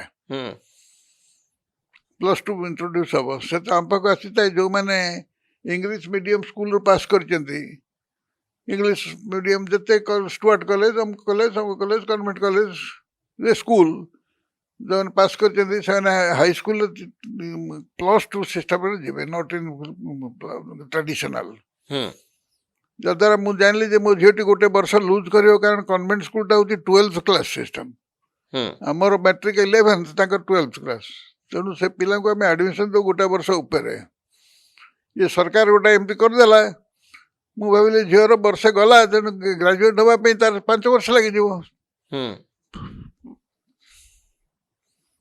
तेणु मुझे कहली मुझे अच्छा पचार जे झील कौन पाइब +2 ना ट्रेडिशनल से उठेला कहला लिखतु जोड़े कागज लिखाला फोपड़ा है उठेला ट्रेडिशनल मु कहला असंभव सरकार ऑर्डर दे सारे अलरेडी यहाँ काटिदेव कल सका एडमिशन आरंभ हो गला कि 3 दिन पर से ऑर्डर स्क्राच है मन को मन आसला जे ना से ये गोटे प्रमाण भविष्य द्रष्टा देख से लोक तार भविष्य दृष्टि देखु फाइल रे कौन रोचे केम देखु तापे किसी अगोचर ना से भगवान स्वयं तापर मु कहली ये नेक्स्ट एक्सपेरिमेंट हम मु या सहित बल परीक्षा करी that is a direct experiment ହୁଁ को साइंटिस्ट कर देखले तुम देखिया को जो मैंने अच्छा साइकोलॉजी प्रोफेसर मैंने अच्छा एटी कई परीक्षा करछंती ହୁଁ बेणी बिहार रे हमको जगह साइकोलॉजी पढ़ा होची ऊपर बसिक कही दे एटा नहीं सेटा नहीं भूत नहीं मिछ नहीं केबे जाई फील्ड ऊपर परीक्षा करछंती ତ ଆପଣ ଲଢ଼ିଲେ ସେ ବତା ସାଙ୍ଗେ ମୁଁ ତାକୁ କହିଲି ମୁଁ କହିଲି ସେ ପିଲାକୁ କହ ଆରପଟ ପିଲାକୁ ସେ ଯୋଉ ବତାଟା ମୁଁ ଧରିଛି ସେଠି ଧରିଥିବ କାଖରେ ସେ ମୁଁ ଗୋଟେ ଏଣ୍ଡ ଗୋଟେ ବତାର ତଳକୁ ରଖୁଛି ମୋର ସେତେବେଳେ ଗୋଟେ ଅତ୍ୟନ୍ତ ବଳୁଆ ଲୋକ ଥିଲି ମୋତେ ବିରାଟ ବାଲ୍ଟିଟା ଉଠେଇ ଦେଇ ପାରୁଥିଲେ ହାତରେ ଏମିତି ମୁଁ କହିଲି ଏଇଟାକୁ ଚାପିକି ରଖୁଛି ସେ ଉଠଉଛ ମୋ ହାତକୁ ସେ ତାନ୍ତ୍ରିକ କହିଲା अरे सुना से ना सुना जो पटा सुना से जिनसे सुना सार के संगे बल परीक्षा कर बड़ा पिटा कर मैंने मनुष्यटा म ହୁଁ लोक को मनीष भाया कथबार्ता करदृश्य तुम कौन भावुच एटा विज्ञान ना अणविज्ञान ତ ଆପଣ ବଳ ପରୀକ୍ଷା କଲେ तुम हाथ को मुझे तलू को टाणिया को चेष्टा करी तुम्हें हाथ धरता जिनस यदि छड़िया को चेष्टा करी तुमको जहाँ अनुभव हम से मो सहित बल मुझे बढ़ाऊे से बढ़ाऊे से चाहिए मो हाथ छाटी फट देता से मना कले से करूनी धीरे धीरे परीक्षा कर मुझे बढ़ेली से आउटे बढ़ेला मुझे बढ़ेली से आउटे बढ़ेला जर्क गुड़ाक मुझे अनुभव करुच्ची गोटे ह्यूमन जर्क गोटे मनुष्यटा टाणिला भाया लगुए मत करी करी मो हाथटा को टेकिक फोपाड़ी देला पड़ू मुझे टेक पारिनी एथुरु तमें जहाँ अंदाज करुच से गुड़िक रिपोर्टेड हो करंजिया डायरी रे ହୁଁ तुम इनफरेन्स तुम्हें जहाँ कर कहीं तुमको मना करना ସେ ସହିତ ଆଚାର୍ଯ୍ୟ ମୋର କେତେ ଗୁଡ଼ିଏ ପ୍ରଶ୍ନ ଆସିବ ଆପଣ ବିଶ୍ୱାସ କରନ୍ତି କି ସତରେ ଜଣେ ମରିଥିବା ଝିଅ 16 ବର୍ଷର ସିଏ ପୁଣି ଫିଜିକାଲ ଫର୍ମରେ ଆସି ଘର ଭିତରେ ଡ୍ରେସିଂ ହବ ବାପା ମାଙ୍କ ଦେଖୁଥିବେ ଆଉ ସେ ଯାଉଥିବ ପୁଣି ଉଭାନ ହେଇଯିବ ଏହା ସତ୍ୟ କି ଏମିତି ସମ୍ଭବ କି यही क्वेश्चनटा कराऊँच it is a denial question आपन को गोटे जिन मुझे देखी मो हाथ आप कहे मुझे देखुची हाँ कि आप हाथ नुह ये कहवा जहाँ से कह मत जदि पचार मुझे जहाँ देखी से कहली ଆପଣ ବିଶ୍ୱାସ କରନ୍ତି କି ଏହା ସମ୍ଭବ अरे विश्वास कौन तमें से सागा को जाइए जदि गोटे एविडेंस कलेक्ट कर गोटे पुलिस वाला गोटे चोर ठू एविडेंस कलेक्ट करुच्ची से जदि गोटे अद्भुत प्रश्न उत्तर पाइला सेटा से रिपोर्ट कर रिपोर्ट किंतु व्यक्तिगत भाव में जो पुलिस दजिब तार मु अनेक अनुसंधान करी रिसर्च करी पाठ पढ़िला परे तो कौन निर्यास आर primarily know that I am a teacher हजार हजार क्वेश्चन फेस करिया लोक आम करू यार उत्तर हूँ तुम्हें जहाँ अनुभव करछ बा साधना करछ ताकू आउ जने लोक पचारिबा को प्रमाण कर यू कैंट कारण तपस्या करवा सिद्धि को तुम जने कहब जे एटा ठीक भूल एटा गोटे प्रश्न आउट ऑफ क्वेश्चन गोटे तपस्वी अनुभव को विजडम को तुम क्वेश्चन जदि कर साधारण लोक मैंने करेंगे साधारण लोक किए जे साधना करना मोर सेकंड क्वेश्चन उत्तर हम जे तुम साधना कर जान मोर सेकंड क्वेश्चन जे आपण निजे केबे मला लोकन को देखिचंती कि भूत बा प्रेत फिजिकल फॉर्म रे मरी जाइतिबा लोक पुणी आसिकरी आसुची आ आपन सहित कथा होची आपण निजे अनुभव करिचंती कि आम कल्चर रे श्राद्ध दबा गोटे जिनस अच्छी ना ना अच्छा क्या दि जाए पितृपुरुष को ये जो दिवाली गला कहा हुए से पितृपुरुष को दिया गला मरी जाइतिबा लोक पितृपुरुष किए माने अछंती कि ना मरी जाइछन तिने थिले तेणु ए कल्चरटा बेस करछि से ए विश्वास उपरे तेणु विश्वास कौन यहाँ को आप जुग जुग धरी चल आसी पितृपुरुष को सन्तुष्ट करने श्राद्ध दिखाई तर्पण कराऊँ इत्यादि तेणु आमर बेसीसटा अच्छी तेणु जो मैंने साधक हाँपाई चाहिए से मैंने लाइन में जीवे जे साधक न हाँपाई चाहिए मेकानिकल इंजीनियरिंग पढ़े मेकानिकल पढ़े जे कंप्यूटर इंजीनियरिंग पढ़े से एआई आर्टिफिशियल इंटेलिजेंस पाखे पहुँचले साधारण इंजीनियर बुझिपारे आर्टिफिशियल इंजीनियरिंग जोटा आर्टिफिशियल इंटेलिजेंस रोबोट ये केमिति चले यहीटा कौन ये साधारण इंजीनियर डॉक्टर साइंटिस्ट बुझिपारे ତ ଶୀତ ଆସେ ଯେ ଆପଣ ଆର୍ଟି ନିଜେ ଏକ୍ସପିରିଏନ୍ସ କଲେ କି ତାପରେ ସେମିତି କିଛି ମଲା ଲୋକଙ୍କୁ ଆପଣ ନିଜେ ଦେଖିଛନ୍ତି କି? ସେ ମନେ ପ୍ରକାର କରନ୍ତୁ ଅନ୍ୟ କହିଲେ ଜଣଙ୍କ କଥାକୁ ଆପଣ ସେ ରିପୋର୍ଟ ପ୍ରକାର କଲେ। କହିଲେ ମୁଁ କରିବି ଯେ ମୁଁ ଅନେକ ପ୍ରକାର ମୋର ସ୍ୱପ୍ନରେ ଅନେକ ଜିନିଷ ମୁଁ ଦେଖିଛି ଓ ଜାଣିଛି ଯାହାଦ୍ୱାରା ମନେ ହେବ ଯେ ଅଲୌକିକ ଶକ୍ତିମାନେ ଆମ ଚତୁଃପାର୍ଶ୍ୱରେ ଅଛନ୍ତି। ପିତୃପୁରୁଷଙ୍କୁ ସ୍ୱପ୍ନରେ ଦେଖିବା ନ ଦେଖିବା ସାଙ୍ଗରେ ସମାନ କିଛି ଅସୁବିଧା ନେଇ ତାଙ୍କ ସ୍ମୃତିରେ ରହନ୍ତି ସେମାନେ। ହୁଁ ହଁ, ତେଣୁ ଏଇଟାକୁ କାହିଁକି ଇନସିଷ୍ଟ କରୁଛନ୍ତି ଆପଣ ମୁଁ ଜାଣିପାରୁନାହିଁ। କାରଣ ଆପଣ ନିଜେ ଅନୁଭବ କରିନାହାନ୍ତି ବୋଲି ସେଟା କରୁଛନ୍ତି। ଯଦି ଥରେ ଅନୁଭବ କରିବେ ଏଇଟା ଆପଣଙ୍କ ପାଇଁ ପ୍ରଶ୍ନ ହେଇକି ରହିବନି। ହୁଁ ଯେହେତୁ ନାଇଁ, ଆପଣ ମତେ ଆଶ୍ଚର୍ଯ୍ୟ ଲାଗୁଛି ଯେ ମଲା ଲୋକ ଘର ଭିତରକୁ ଝିଅଟିଏ 16 ବର୍ଷର ପ୍ରବେଶ ଏଇଠି କରିବ। ଏଇଠି ଆସିଲା ଆପଣଙ୍କର ଆଉ ହାଉ ତାହେଲେ ମଚ୍ ତ ସେ କେବଳ ସେଇ ବ୍ୟକ୍ତି କାହିଁକି ଦେଖିଲେ? ଆମେ ସମସ୍ତେ କାହିଁକି ମରିଯାଇଥିବା ଆମ ବାପା ଭାଇ ମାନଙ୍କୁ ଆମେ ଦେଖିପାରୁନୁ? ସେ କାରଣ ସେଇଟା ଗୋଟେ ଅବଜେକ୍ଟିଭ ଟ୍ରୁଥ ନୁହଁ। ଏ ଯୋଉ 3 ଡାଇମେନ୍ସନାଲ ୱାର୍ଲଡର କଥା ସେ ନୁହଁ। ଆମେ ହଉଛୁ ଆମେ ଯୋଉ ୱାର୍ଲଡରେ ରହିଛୁ ତାର 3-4ଟି ଡାଇମେନ୍ସନ ଅଛି। ୟା ଉପରେ ବହୁ ବହୁ ଜନ୍ମ ବୋଲି ଗୋଟେ ଉପନ୍ୟାସ ମୁଁ ଏବେ ଲେଖିଛି। ଆପଣ ଚାହିଁଲେ ସେ ବହିଟାକୁ ଆଣିକି କିଣିକି ପଢିପାରନ୍ତି। ପଢିଲା ପରେ ଆପଣଙ୍କ ମାଇଣ୍ଡଟା ଏଇଟା କରେକ୍ଟେଡ ହେଇଯିବ। ଏଇ ଯୋଉ ପ୍ରଶ୍ନଟା ଆସୁଛି ଯୋଉଠୁ ସେଇଟା କରେକ୍ଟେଡ ହେଇଯିବ। ଆଉ ଏଇ ଜଗତଟା this is the multiverse, this is not a universe. ଏଇ ଯୋଉ ସାଇଣ୍ଟିଷ୍ଟ ମାନେ ୟୁନିଭର୍ସ କହୁଥିଲେ ସେ କହିଲେନି ମଲ୍ଟିଭର୍ସ। ଯେମିତି ଗୋଟେ ଶତଦଳ ପଦ୍ମ ବା ସହସ୍ର ଦଳ ପଦ୍ମ, ସେ ପଦ୍ମଟାର ସେପ୍ଟା ହଉଛି ଗୁଡ଼ାଏ ପାଖୁଡ଼ା ଅଛି। ସେ ପାଖୁଡ଼ା ଲାଗିଛି ଗୋଟେ ଜାଗାରେ, ସେ ରସ ସଂସିକ୍ତ କରୁଛି ମାଟି ତଳୁ। ତେଣୁ ହଜାରେ ପ୍ରକାର ସେ ମ୍ୟାନିଫେଷ୍ଟ କରିଛି। ପ୍ରତ୍ୟେକଟା ପାଖୁଡ଼ା ଗୋଟେ ଗୋଟେ ବିଶ୍ୱ। ଏ ବିଶ୍ୱର ଡାଇମେନ୍ସନ ଅଲଗା।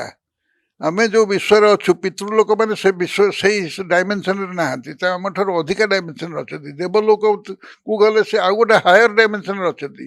ଜନଲୋକକୁ ଗଲେ ଆହୁରି ହାୟର ଡାଇମେନ୍ସନରେ ଅଛନ୍ତି। ତପ ଲୋକକୁ ଗଲେ ଆହୁରି ହାୟର ଡାଇମେନ୍ସନ। ବ୍ରହ୍ମଲୋକ ଏସବୁ ଆମେ ତାକୁ ଭାବୁଥିଲେ ଗୋଟେ ଶାସ୍ତ୍ର ସମ୍ମତ। ବର୍ତ୍ତମାନ ବିଜ୍ଞାନ has already gun into this area for research.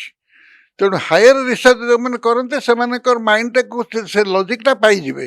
ଆପଣ ସେ ଲଜିକଟା ପାଉନାହାନ୍ତି। ଯେ ମରିଗଲା ପରେ ଆପଣ ଭାବୁଛନ୍ତି ଡେଥ୍ ଇଜ୍ ଅଲ୍। ମଲା ପରେ ଗୋଟେ ସୂକ୍ଷ୍ମ ଶରୀର ରହେ। ଆପଣ ଭାବିଛନ୍ତି ଏ ବିଷୟରେ? ସୂକ୍ଷ୍ମ ଶରୀର ରହିପାରେ, ଆତ୍ମା କଥା କୁହାଯାଇଛି। ନାଇଁ ନାଇଁ କିନ୍ତୁ ସ୍ଥୂଳ ଶରୀର କେମିତି ଆସିବ ମଲା ପରେ? ମଲା ପରେ ସ୍ଥୂଳ ଶରୀର କେମିତି ଆସିବ? ପୋଡ଼ା ହେଇଗଲା, ଗୋଟେ ଶବ ପୋଡ଼ା ହେଇଗଲା। ସୂକ୍ଷ୍ମ ଶରୀରଟା ଆପିୟର କରୁଛି ଯେତେବେଳେ ଆପଣଙ୍କ ଆଗରେ, ସେଇଟା ସୂକ୍ଷ୍ମରେ ଆପିୟର କରୁଛି। କିନ୍ତୁ ଆପଣ ଦେଖୁଛନ୍ତି 3 ଡାଇମେନ୍ସନାଲି ତାକୁ, ନହେଲେ ଦେଖିପାରନ୍ତିନି। ସେ ସୂକ୍ଷ୍ମ ଶରୀରଟା 5ଟା ଡାଇମେନ୍ସନରେ ଥାଏ। 5 dimension, length, breadth, height, time and consciousness. ଏଇ ଯୋଉ 5ଟା ଡାଇମେନ୍ସନରେ ରହିଲା, ସେ ଗୋଟାକୁ ସଂକୁଚିତ କଲେ ଯାଇକି ଦୃଶ୍ୟମାନ ହବ। ତେଲୁଣି ପୋକ 1000 ଗୋଡ଼ ତାର ଅଛି ନା ନାଇଁ? ଗୋଟେ ଉଦାହରଣ ଦଉଛି। କେତେଟା ଗୋଡ଼ ସେ ୟୁଜ করে ଚାଲିଲା ବେଳେ ଆପଣ ଗଣିକିରି କହିପାରିବେ? କେତେଟା ଗୋଡ଼ ତେଲୁଣି ପୋକ ସମ୍ଭବ ନୁହେଁ। ସବୁ ଗୋଡ଼ ୟୁଜ କରେନି, ତାର ଆବଶ୍ୟକତା ଅନୁସାରେ ସେ ୟୁଜ କରେ। ସେମିତି ଆପଣଙ୍କର ଅନେକ ଡାଇମେନ୍ସନ ଅଛି, ଆପଣ ୟୁଜ କରୁନାହାନ୍ତି ବୋଲି 3 ଡାଇମେନ୍ସନ ଭିତରେ ଆବଦ୍ଧ ହେଇକରି ଅଛନ୍ତି। ଆପଣ ୟୁଜ କରିବାକୁ ଚାହିଁବେ, ଆପଣ ତପସ୍ୱୀ ଋଷି ହେଇଯିବେ। ଆପଣ ହନୁମାନଙ୍କର ଯେମିତି ଅଷ୍ଟସିଦ୍ଧି ଥିଲା, ଅଣିମା ଲଘିମା ଇତ୍ୟାଦି ସିଦ୍ଧି ଥିଲା, ଏଗୁଡ଼ାକ ଆମ ପିଲାଙ୍କ ମୁଣ୍ଡରୁ ଉଡ଼େଇ ଦେଲା। ଏଇ ଯେଉଁ ବୈଜ୍ଞାନିକ ଚିନ୍ତାଧାରା ଆମେ ପଢ଼େଇଲୁ ପାଠ, ସେ ବୈଜ୍ଞାନିକକୁ ଏଇଟା ହଟେଇ ଦେଇଛି ଆପଣଙ୍କ ମୁଣ୍ଡରୁ, ସେଟା ସଫା କରିଦେଇଛି। ପୁଣି ସେ କଲଚରଟା ଯେତେବେଳେ ଫେରି ଆସିବ, ସେତେବେଳେ ଆପଣଙ୍କ ବିଶ୍ୱାସ ମନକୁ ମନ ପ୍ରତିଷ୍ଠା ପାଇଯିବ। ତାହେଲେ ଏଇ ଯୋଉ ଡାହାଣୀ ଚିରୁଗୁଣି ଇଏ କରି ଲୋକଙ୍କୁ ସବୁ ଅଛି, ସବୁ ଅଛି, ସବୁ ଅଛି। ସବୁ ଅଛି। ତା ନାଁରେ ଯୋଉ ହତ୍ୟା ହଉଛି, ତାହେଲେ କଣ ସେଟା ଜଷ୍ଟିଫାଏଡ? ଏ ଡାହାଣୀ ତାକୁ ମାରିଦିଅ, ଚିରୁଗୁଣି ତାକୁ ମାରିଦିଅ, ଇଏ ଭୂତ ହେଇ। ନାଇଁ ନାଇଁ, ସେଇଟା ନୁହଁ। ଚିରୁଗୁଣି ତା କାମ କରୁଛି, ଆପଣ କିଏ ତାକୁ ହତ୍ୟା କରିବା ପାଇଁ? ଚିରୁ ମାନେ ଡାହାଣୀ। ଡାହାଣୀ ମୁଁ ତ କରଞ୍ଜିଆରେ ଦେଖିଛି। ଡାହାଣୀ ମାନେ କଣ କରନ୍ତି? ୱିଚ୍ କଣ କରନ୍ତି? ରାତିରେ ସେମାନେ ସ୍ୱାଧୀନ। ସେଇ ସ୍ତ୍ରୀ ଲୋକଟା ଦିନରେ ଶାଢ଼ୀ ଖଣ୍ଡେ ପିନ୍ଧି ବସିଥିବ, ଚାଲିଥିବ, ତାର କିଛି ନଥିଙ୍ଗ, ନୋ ପାୱାର ତାର, ସାଧାରଣ ସ୍ତ୍ରୀ ଲୋକଟେ। ରାତିରେ ଯାହାଙ୍କର ଥାଏ ସେ ପାୱାର, ସେମାନେ ଏକଦମ ଇଏ ହେଇଯାଆନ୍ତି, ମାନେ ଦେବୀ ଦେବତା ହେଇଯାଆନ୍ତି। ସେମାନେ ଏପରି ଅଲୌକିକ କାମ କରିବେ, ଲୋକ ଆସି ଗୋଡ଼ତଳ ପଡ଼ନ୍ତି ତାଙ୍କର। ଆପଣ ଗାଁ ଗହଳିରେ ଏମିତି ଘଟୁଛି, ଏବେ ବି ଘଟୁଛି। ଏଇଟା କିନ୍ତୁ ନୂଆ ଗାଁ କଥା। ଗହଳିରେ କାହିଁ ଘଟୁଛି, ସହରରେ କାହିଁ ଘଟୁଛି? କାରଣ ଆମ ମାଇଣ୍ଡଟା ଆପଣ ସ୍ଥୂଳ ହେଇଗଲାଣି। ଆପଣ ଏ ଯେଉଁ ଭାବି ଭାବିକି ଯେ ସବୁ ବିଜ୍ଞାନ ସମ୍ମତ ଭାବେ ଚାଲିଛି, ବିଜ୍ଞାନ ନିଜେ ତ ଅବୈଜ୍ଞାନିକ ମେଥଡ଼ରେ ଚାଲିଛି। ବିଜ୍ଞାନ ଏଇ ଯେଉଁ ଯନ୍ତ୍ରଟା ଆପଣଙ୍କ ଚାଲିଛି, ମୋ କଥାକୁ ରେକର୍ଡ କରୁଛି, ଏଇଟା 100-200 ବର୍ଷ ତଳେ ଥିଲା? ନା, ନଥିଲା। ଆସିଲା କୁଆଡ଼ୁ? ପୁଣି ଆଉ ଆଉ ଯେହେତୁ କମ୍ପ୍ୟୁଟର ସାଇନ୍ସ ଯେଉଁଟା କମ୍ପ୍ୟୁଟର କାମ କରୁଛି, ଏଇଟା 50 ବର୍ଷ ତଳେ ଥିଲା? କେହି କରୁଥିଲା କି? ନା, ଆପଣ ନିଜେ ଚଲାଉଛନ୍ତି କମ୍ପ୍ୟୁଟର। ଏଇ ଯେଉଁ ମୋବାଇଲ ଫୋନ ଥିଲା କି? ନା, ନଥିଲା। ଏଗୁଡ଼ା ଅଲୌକିକ କଥା ନୁହଁ? ଏଇଟା ହେଇଗଲାଣି ବୋଲି ଆପଣଙ୍କୁ ଲାଗୁଛି ଏଇଟା କିଛି ଚଳଣିରେ ପହଞ୍ଚିଗଲାଣି। କିନ୍ତୁ ସେଠି ସେ କଥା କହୁଛି, ଆପଣ ଏଠି ଶୁଣୁଛନ୍ତି, ଛବି ଦେଖୁଛନ୍ତି, ସବୁ କଥା କରୁଛନ୍ତି, ତାକୁ ଖେଳ ଦେଖୁଛନ୍ତି। ସେ ଯେଉଁ ସାଇନ୍ସଟା, ତାକୁ ସାଇନ୍ସ ନାଁରେ ଆପଣ ଭାବୁଛନ୍ତି ଗୋଟେ ସାଇଣ୍ଟିଷ୍ଟ କିଏ ବସିଛି, ସେ ଗୋଟେ ହେଉଛି ଗୋଟେ କର୍ମା, ସେ ଯାହା କରିଦେଉଛି ସେଇଟା ବିଜ୍ଞାନ ସମ୍ମତ। ଆଉ ଯେ ଋଷିଟା ଯାହା କରୁଛି ସେଇଟା ବିଜ୍ଞାନ ସମ୍ମତ ନୁହଁ। ସିଏ ତ ସାଇଣ୍ଟିଷ୍ଟ ଚାଲୁଛି, ଗୋଟେ ଋଷି ଜଣେ ଜଣେ ସାଧକ ଜଣେ ଜଣେ ତାନ୍ତ୍ରିକ ଜଣେ ସାଇଣ୍ଟିଷ୍ଟ ମଧ୍ୟ। ସେ କାହିଁକି ନା ସେ ମ୍ୟାଟରଟାକୁ ଏଠୁ ସେଠି ଘୁଞ୍ଚେଇ ଦେଇପାରୁଛି ନା। ତେଣୁ ସାଇଣ୍ଟିଷ୍ଟର କାମ କ'ଣ? ସାଇଣ୍ଟିଷ୍ଟର କାମ ହେଉଛି ଏନର୍ଜି ତ ମ୍ୟାନେଜମେଣ୍ଟ। ଆପଣ ଜଣେ ସାଇଣ୍ଟିଷ୍ଟ, ଜଣେ ବୈଜ୍ଞାନିକ, ସେ ବତା ଭିତରେ କେମିତି ଭୂତ ପଶିଲା ବୋଲି ଆପଣ ଭାବୁଛନ୍ତି? କାହାକୁ? ସେ କରଞ୍ଜିଆରେ ଯୋଉଠି ନାଇଁ, ମୁଁ ତ ସେଇ କୋଶ୍ଚିନ୍ଟା ତମକୁ ବି ପଚାରୁଛି। ତମେ ତ ଶୁଣୁଛ, ମୁଁ ବି ଶୁଣୁଛି। ପଚାରୁନ, ତମେ କହୁନ। କୋଉଠୁ ଆସିଲା ତୁମ ସେଟା? ତ ବଡିଟିଏ ଅଛି, ତୁମ ଭିତରେ ମାଇଣ୍ଡଟିଏ ଆସିଲା କୁଆଡ଼ୁ? ତୁମେ ତ ଶରୀରଟିଏ ହେଇ ଯେମିତି ବସିଛ, ଫଟୋଗ୍ରାଫ ଯାହାକୁ ନେଉଛେ, ଫଟୋଗ୍ରାଫ ଭିତରେ ମାଇଣ୍ଡ ଅଛି? ନା, ତମର ଯେମିତି ବଡିଟା ଭିତରେ ମାଇଣ୍ଡଟା କୋଉଠୁ ଆସିଲା? ଆଉ ମାଇଣ୍ଡ ଖାଲି ହେଇଗଲେ ତମେ ଚେତନା କୋଉଠୁ ଆସିଲା? ଚେତନା ଖାଲି ହେଇଗଲେ ତମେ ବ୍ରହ୍ମ ଚେତନା କୋଉଠୁ ଆସିଲା? ସେ ତା ଭିତରେ ଖୋଜା ହେଇଛି। ସେଟା that is the property of matter. ବା ମ୍ୟାଟର ବୋଲି କିଛି ନାହିଁ, ପ୍ରପର୍ଟି ଅଫ୍ କନସିୟସନେସ୍। କନସିୟସନେସ୍। ସେଇ ଲୋକ ପାଖରେ ସେଇ ବତା ଭିତରେ କେମିତି ସୁନା ରୂପା ଭିତରେ ଭୂତ ଆସିଲେ? ଆମର ଏତେ ବତା ଅଛି, ବାଡି ଅଛି, ତା ଭିତରେ କାହିଁ ଆସିଲେନି? ମୋବାଇଲ ଫୋନ ଭିତରେ କାହିଁକି ସେ କଥାଟା ଘଟୁଛି? ଅନ୍ୟ ଜାଗାରେ ଇଟା ଖଣ୍ଡେ ଭିତରେ କାହିଁ ହଉନି? କାରଣ ଏଇ ଗୋଟେ ସାଇଣ୍ଟିଫିକ ପ୍ରୋସେସ। ଏଇଟାକୁ ଯୋଗାଡ଼, ଏଇଟା ସାଇଣ୍ଟିଫିକ ମାନେ କ'ଣ? ସେ ଆକୁ ସାଇନ୍ସ ବୁଝେଇ ଦେଇ ପାରିବ ଏ ମୋବାଇଲ ଭିତରେ କଣ କଣ ଉପାଦାନ ଥିବାରୁ? ମୁଁ କହିବି, ଆମ ସାଇନ୍ସ ଅନୁସାରେ ଆଟମ ଭିତରେ ମଧ୍ୟ ଏଇଆ ହଉଛି। ସେଟା ଯେ ଅର୍ଗାନାଇଜ କରିପାରୁଛି ଆଟମିକ କ୍ଲକ୍ ମନେକର, ସେ ଗୋଟେ ଏଇ ଯେମିତି ବାହାରେ କ୍ଲକ୍ ଯାଉଛି, ଆଟମ ଭିତରେ ଗୋଟେ କ୍ଲକ୍ ଚାଲିଛି। ଏମିତି ଅନେକ କଥା ଯନ୍ତ୍ର ଆଟମ ଭିତରୁ ବାହାରୁଛି। ସେ ଯନ୍ତ୍ରଟାକୁ ହାର୍ନେସ୍ କଲେ ପାୱାରକୁ ଆସିବ, ଆପଣ ଦୃଶ୍ୟମାନ ହେବେ। ମଣିଷର ବୁଦ୍ଧି ଇଜ୍ ନଟ୍ ଗଡ୍। ସେ ଅଛି ଚତୁର୍ଥ ଶ୍ରେଣୀର, ସେ ଗୋଟେ ବୁଦ୍ଧି ତାର। ତା ଉପରକୁ ପାଞ୍ଚ ପାନ ଅଛି। କିନ୍ତୁ ସେ ଯୋଉ ବ୍ୟକ୍ତି ଜଣକ ଯିଏ ଆପଣଙ୍କୁ ସୁନା ରୂପାର ବେତ ଦେଖଉଥିଲେ ଆଉ ଭୂତ କଥା କହୁଥିଲେ, ସେ କଣ ଜଣେ ବଡ ସାଇଣ୍ଟିଷ୍ଟ? ସେ ତ ଜଣେ ସାଧାରଣ ଲୋକ। ତାଙ୍କ ପାଖରେ କଣ ଅଛି ଯେ ସେ ଗୋଟେ ଭୂତକୁ ଆପଣଙ୍କ ସାଙ୍ଗରେ ଲଗେଇଦେବେ? ଆମେ ସାଇଣ୍ଟିଷ୍ଟ କହିଲେ, ଯେମିତି ପଣ୍ଡିତ କହିଲେ ସ୍କୁଲରେ ଯେ ସଂସ୍କୃତ ପଢ଼ାଏ, ତା ଚୈତନ୍ୟ କାଟିକି ଚୁଟିଟିଏ ରଖିଥାଏ, ସେଇ କେବଳ ସଂସ୍କୃତ ଜାଣନ୍ତି। ଅନ୍ୟ ଲୋକ ସଂସ୍କୃତ ଜାଣନ୍ତି ସମସ୍ତେ। ସାଇଣ୍ଟିଷ୍ଟ, ଆପଣ ଜଣେ ସାଇଣ୍ଟିଷ୍ଟ, ସେ ଜଣେ ସାଇଣ୍ଟିଷ୍ଟ। ରିକ୍ସା ଆପଣ କୋରି କଲେ କି ଏ ଲୋକ ପାଖରେ କଣ ଅଛି ଯେ ସେ ଭୂତଟା ତା ସେ ବାଡି ଭିତରେ ଭୂତ ରଖିଛି? କୋରି କଲେ, ଆପଣ ପଚାରିଲେ ତାକୁ? ପଚାରିଲି ପରା, କଣ ପଚାରିଲି ତାକୁ, କ'ଣ ଯେତେ ଯାହା ଏକ୍ସପେରିମେଣ୍ଟ ହୋଇଥିଲା ତା ଭିତରେ କ'ଣ ହଉଥିଲା କି? ସେ ଲୋକଟା କିଏ, ତାର ଆଇଡେଣ୍ଟିଟି ଜାଣିବା ପାଇଁ ଚାଲିଥିଲା କାମ। ତାପରେ ଦେଖାଗଲା ତାର ଶରୀର ବଳ ଅଛି, ତାର ନାଁ ହେଲା ସୁଦା। ତାର ଶରୀର ଆମ ଭଳିଆ ମଣିଷ ଭଳିଆ ଦେଖାଯାଉନି, କିନ୍ତୁ ହି କ୍ୟାନ୍ ହିୟର ଲିସନ୍। ତାକୁ ପଚାରିଲେ କହୁଛି ନା, ସେ ଶୁଣିପାରୁଛି ଆମ କଥା, ବୁଝିପାରୁଛି ଆମ କଥା। ତାର ଆମର ଇଣ୍ଟେଲେକ୍ଟ ଅଛି, ତାର ସେ ଇଣ୍ଟେଲେକ୍ଟ ଅଛି। ତାକୁ ପଚାରିଲେ ଉତ୍ତର ବି ମିଳୁଛି। ଓ ସଭା ଶେଷରେ ବଳ ପରୀକ୍ଷା କରି ଦେଖାଇଲେ ସେ ତ ଫିଜିକ୍ସକୁ ମଧ୍ୟ କଣ୍ଟ୍ରୋଲ କରିପାରିବ, ମାରିଲେ ମାରି ବି ଦେଇପାରେ ଜୀବନରୁ। ତାକୁ ଅର୍ଡର ଦେବ, ମାରିଦେବ। ଯେ ସେ କୋଉଠି ପାଇଲା ସେଟାକୁ? ସେଇ ଗୋଟେ ଏରିଆ ଅଫ୍ ସାଇନ୍ସ ଯୋଉଟାକି ତମେ ଯୋଉଟା ପଚାରୁଛ, ସେଇଟା ବର୍ତ୍ତମାନ ବଡ଼ ବଡ଼ ଚିନ୍ତାଶୀଳ ଲୋକମାନେ, କେବଳ ସାଇଣ୍ଟିଷ୍ଟ ନୁହନ୍ତି, ଅନ୍ୟମାନେ ସମସ୍ତେ ଏଠି ରିସର୍ଚ୍ଚ କରୁଛନ୍ତି। ଦେଖନ୍ତୁ ନେଚର ମାନେ ବ୍ରହ୍ମଚେତନା ସର୍ବତ୍ର ବ୍ୟାପିକି ରହିଛି। ୟାରି ଭିତରୁ ଚେତନାରୁ ଏଇ ଜିନିଷ ଖେଳ ଚାଲିଛି। ପଦାର୍ଥ ଭିତରେ କିଛି ନାହିଁ। ପଦାର୍ଥ ହେଉଛି ଗୋଟେ ସ୍ଥାଣୁ। ଏ ପଦାର୍ଥର ସ୍ଥାଣୁ ତ ଗଲାଣି ଭାରି, ମାନେ ଆମେ ଆଉ ପଢ଼ଉନୁ କ୍ଲାସରେ ଯେ there are 2 types of matter, ଗୋଟେ ଲିଭିଂ ନନ୍ ଲିଭିଂ, ଏମିତି ନାହିଁ।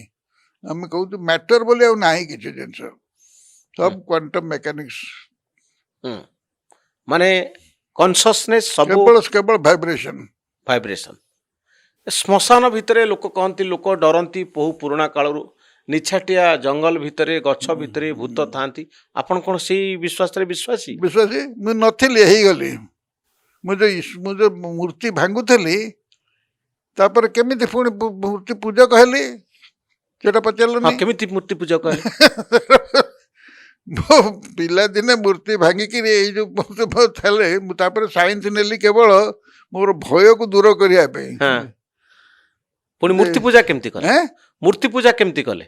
ଶୁଣ, ମୁଁ ତ ଏଇଟା କ୍ଲାସ୍ 4th 5th କଥା ହେଲା, ଏଇ ଯୋଉ ମୂର୍ତ୍ତିଟା ଭାଙ୍ଗିଦେବା କଥା।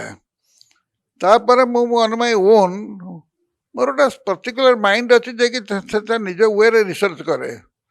ମୁଁ ପିଲାଦିନେ ବହୁତ ଅରଣ୍ୟ, ଗଭୀର ଅରଣ୍ୟ ଭିତରେ ଏକୁଟିଆ ବୁଲିଛି, ବାଘୁଆ ଜଙ୍ଗଲ ଭିତରେ, ଯେ ଚନ୍ଦକା ଜଙ୍ଗଲ। ହୁଁ, କଲେଜିଏଟ୍ ସ୍କୁଲରେ ପଢୁଥିଲା 12 ବର୍ଷ ବୟସରେ କାଠ ଯୋଡ଼ି କୁଆଖାଇ ପାରି ହେଇକି ମୁଣ୍ଡୁଳିଠୁ ଆରମ୍ଭ କରି ବାଙ୍କି ରାସ୍ତାରେ ଯାଏ। ମୋର ସେ ବାପାଙ୍କ ପାଖକୁ ଯାଏ, ସେପଟୁ ମହାନଦୀ ପୁଣି ପାରି ହେଇକିରି 20 ବର୍ଷ ପର୍ଯ୍ୟନ୍ତ ଯାଇଛି ଏମିତି ପ୍ରତି ଶନିବାର ରବିବାର। କେବେ ମୁଁ ବାଘ ସେଇଠି ଅଛି କିନ୍ତୁ ବାଘ ମୁଁ ଦେଖିନି। ଲୋକ କହନ୍ତି ବାଘ ସେଇଠି ବସିକି ଇଏ ଖାଉଛି, ପିଲା ଯାଆନି ସାଡ଼େ। ମୁଁ ଗୋଟେ ବାଘ ଦେଖିବିନି କାହିଁକି? ମୁଁ ବାଘ ଦେଖିନି, କିନ୍ତୁ ବାଘୁଆ ଜଙ୍ଗଲ ଭିତରେ ମୁଁ ଯିବା ଲୋକ। ହୁଁ, ମୋର ଚ୍ୟାଲେଞ୍ଜ ନିଏ ମୋ ଲାଇଫ୍ ଉପରେ। ସେ ସବୁ ଆସିଲା, ବୋଉ ମରିଯିବା ପରେ ଯୋଉ ପଶିଗଲା ମୋ ଭିତରେ ଯେ ଆଉ ଜୀବନର ମୂଲ୍ୟ କିଛି ନାହିଁ। ଏଇଥର ଆସିଛି ଡେୟାରିଂ ନେଚରଟା। ଅନୁସନ୍ଧାନଛୁ, ବହୁତ ଅନୁସନ୍ଧିଛୁ। କଟକ ସହରର ପ୍ରତ୍ୟେକ କନ୍ଦି କନ୍ଦି ବୁଲିଛି ଷ୍ଟୁଡେଣ୍ଟ ଲାଇଫ୍ରେ, ଓ ସବୁ କଥା ମୋର ପ୍ରାକ୍ଟିକାଲ ଜ୍ଞାନ ହେଇଛି, ଯାହାଫଳରେ ନରକିନ୍ନର ଲେଖିଲି ବସ୍ତି ଲାଇଫ୍ ଉପରେ। ହୁଁ, ଏ ସବୁ ପ୍ରାକ୍ଟିକାଲ ଏକ୍ସପିରିଏନ୍ସ ହେଇଥିଲା। ମୁଁ ଯେତେବେଳେ BSc ପଢ଼ୁଥିଲି, ରେଭେନ୍ସା କଲେଜର ୱେଷ୍ଟ ହଷ୍ଟେଲରେ ରହିଲି। ସିଙ୍ଗଲ ସିଟେଡ୍ ରୁମ୍ ମିଳିଲା। ଖୁବ୍ ବେଷ୍ଟ ଗ୍ରାଜୁଏଟ୍, ଯେଉଁମାନେ ବେଷ୍ଟ ଷ୍ଟୁଡେଣ୍ଟ ତାଙ୍କୁ ମିଳେ ବେଷ୍ଟ ସିଙ୍ଗଲ ସିଟ୍। ମୁଁ ପାଇଥିଲି। ମୋତେ ପ୍ରଫେସର ମାନେ କହିଲେ, ଇଏ ପିଲା ବେଷ୍ଟ ଗ୍ରାଜୁଏଟ୍ ହବ ଏ ବର୍ଷ। ମୁଁ ଏ ଖୁସିଟା ବାପାକୁ ଦେବା ପାଇଁ ଗାଁକୁ ଗଲି। ମୋ କର୍ମ ତ ଅଲଗା ପ୍ରକାର। ବାପାଙ୍କ ସହିତ କଥାବାର୍ତ୍ତା କଲା ପରେ କୁଆଡ଼େ କଥା କୁଆଡ଼ୁ ଗଲା, ସେ ମୋତେ ପଚାରିଲେ, ତୁ ବିଜ୍ଞାନ କାହିଁକି ନେଲୁ, ଓକିଲାତି କଲୁ ନାହିଁ କାହିଁକି ଆର୍ଟ୍ସ ପଢ଼ିକିରି? ଆମର ତ ଗୋପାଳ ପ୍ରସାଦଙ୍କ ବଂଶଧର, ଆମେ ଓକିଲାତି କରିଥାନ୍ତେ, ତୁ କାହିଁକି? ମୁଁ କହିଲି, ଦେଖ ନା, ମୁଁ ଆର୍ଟ୍ସ ନେଲି, ସାଇନ୍ସ ନେଲି ଯୋଉଟା କାରଣରୁ ନା କ'ଣ ନା, ମୁଁ ଈଶ୍ୱରଙ୍କୁ ଅପମାନିତ କରିବା ମୋର ଲକ୍ଷ୍ୟ। ଯେ ଭଗବାନ ନାହାନ୍ତି। ଯେ ଭଗବାନ ନାହାନ୍ତି, ହୁଁ, ପ୍ରମାଣ କରିଦେବି। ଏଇଟା ସେ ଶୁଣିଲା ପରେ ବଡ଼ ବିରକ୍ତ ହେଲେ। ସେ କହିଲେ, ତୁ ଗୋଟେ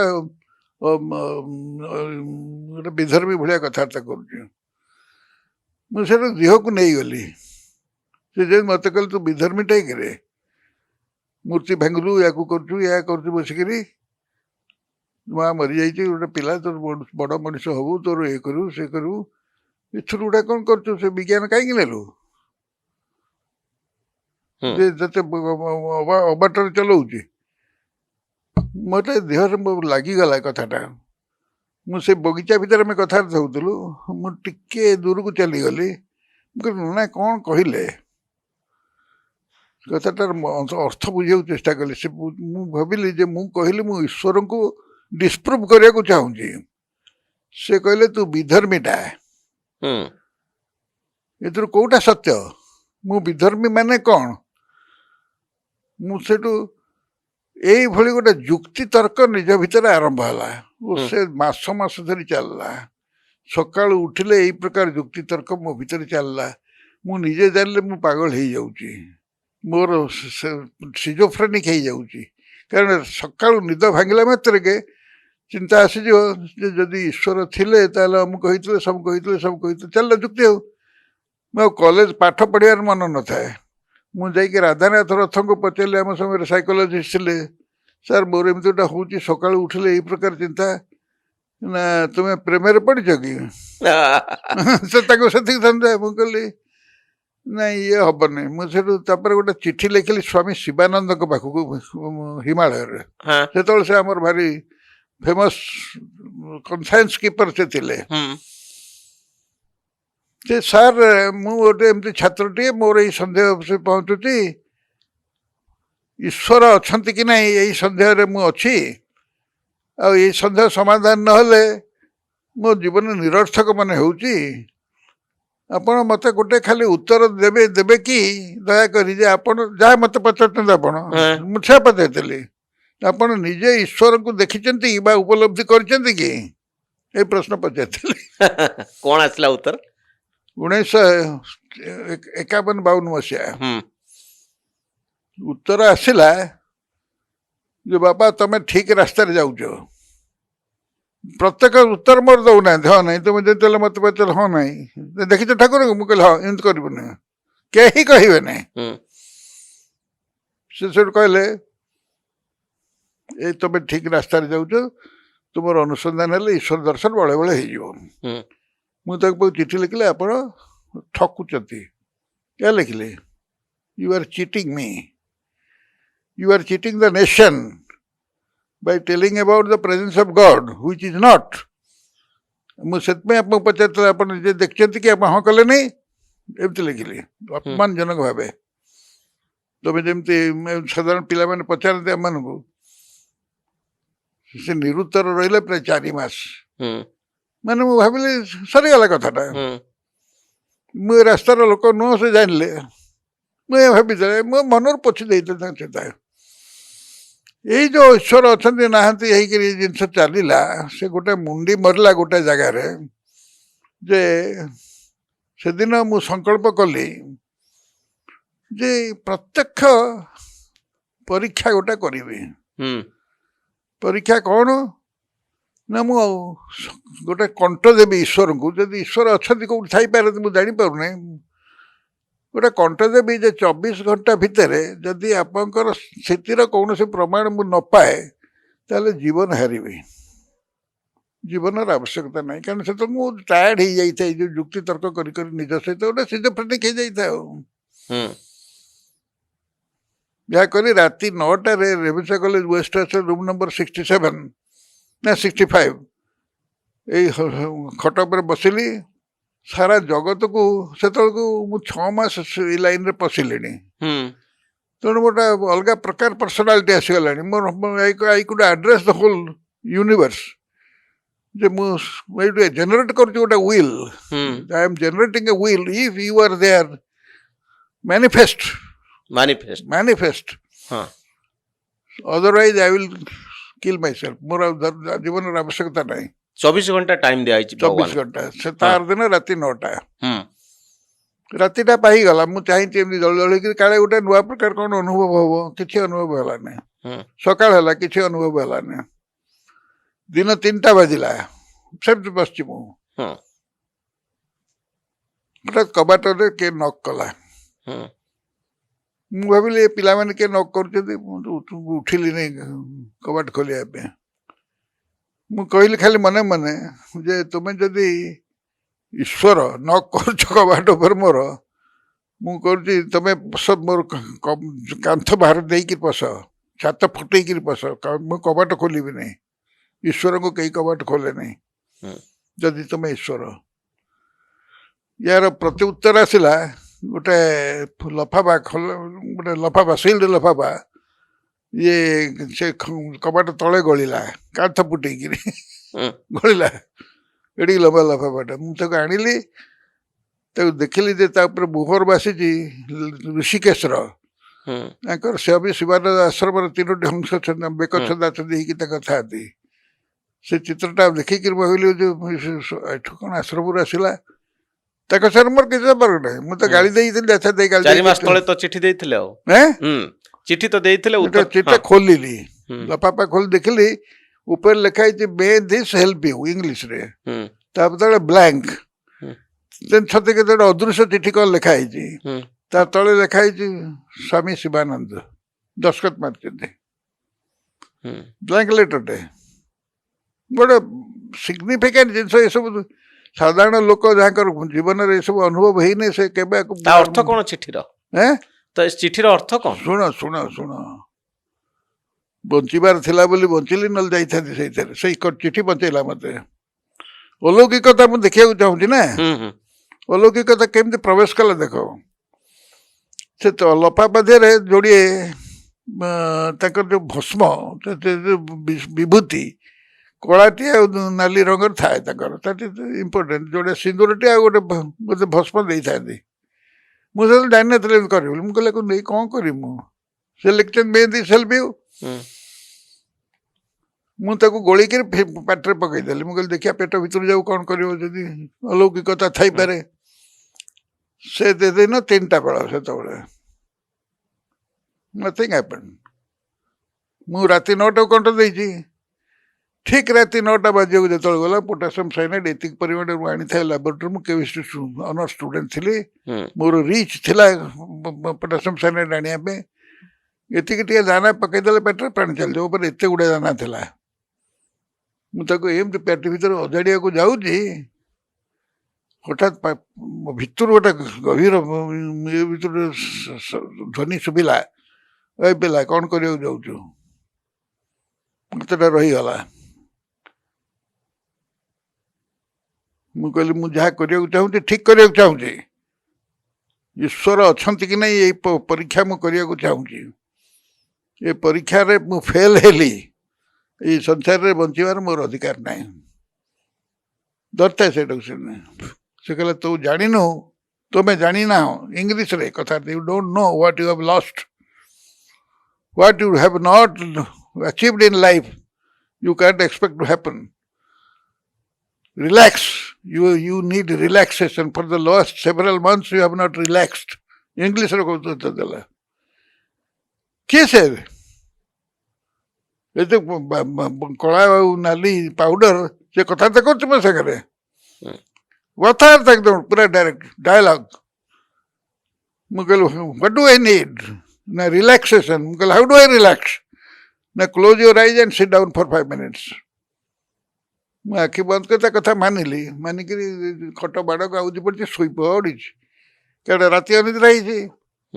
ରିଲାକ୍ସ କରିବାକୁ ଯାଉଛି, ରିଲାକ୍ସ ହେଇଗଲା ଭିତରଟା। ଆଉ ସକାଳ 5ରେ ମୋର ଉଠିଲି। ଉଠିକିରି ଆଗ ପ୍ରଥମେ ଯେତେବେଳେ ସୂର୍ଯ୍ୟ କିରଣ ଝରକା ବାଟେ ପ୍ରବେଶ କଲା,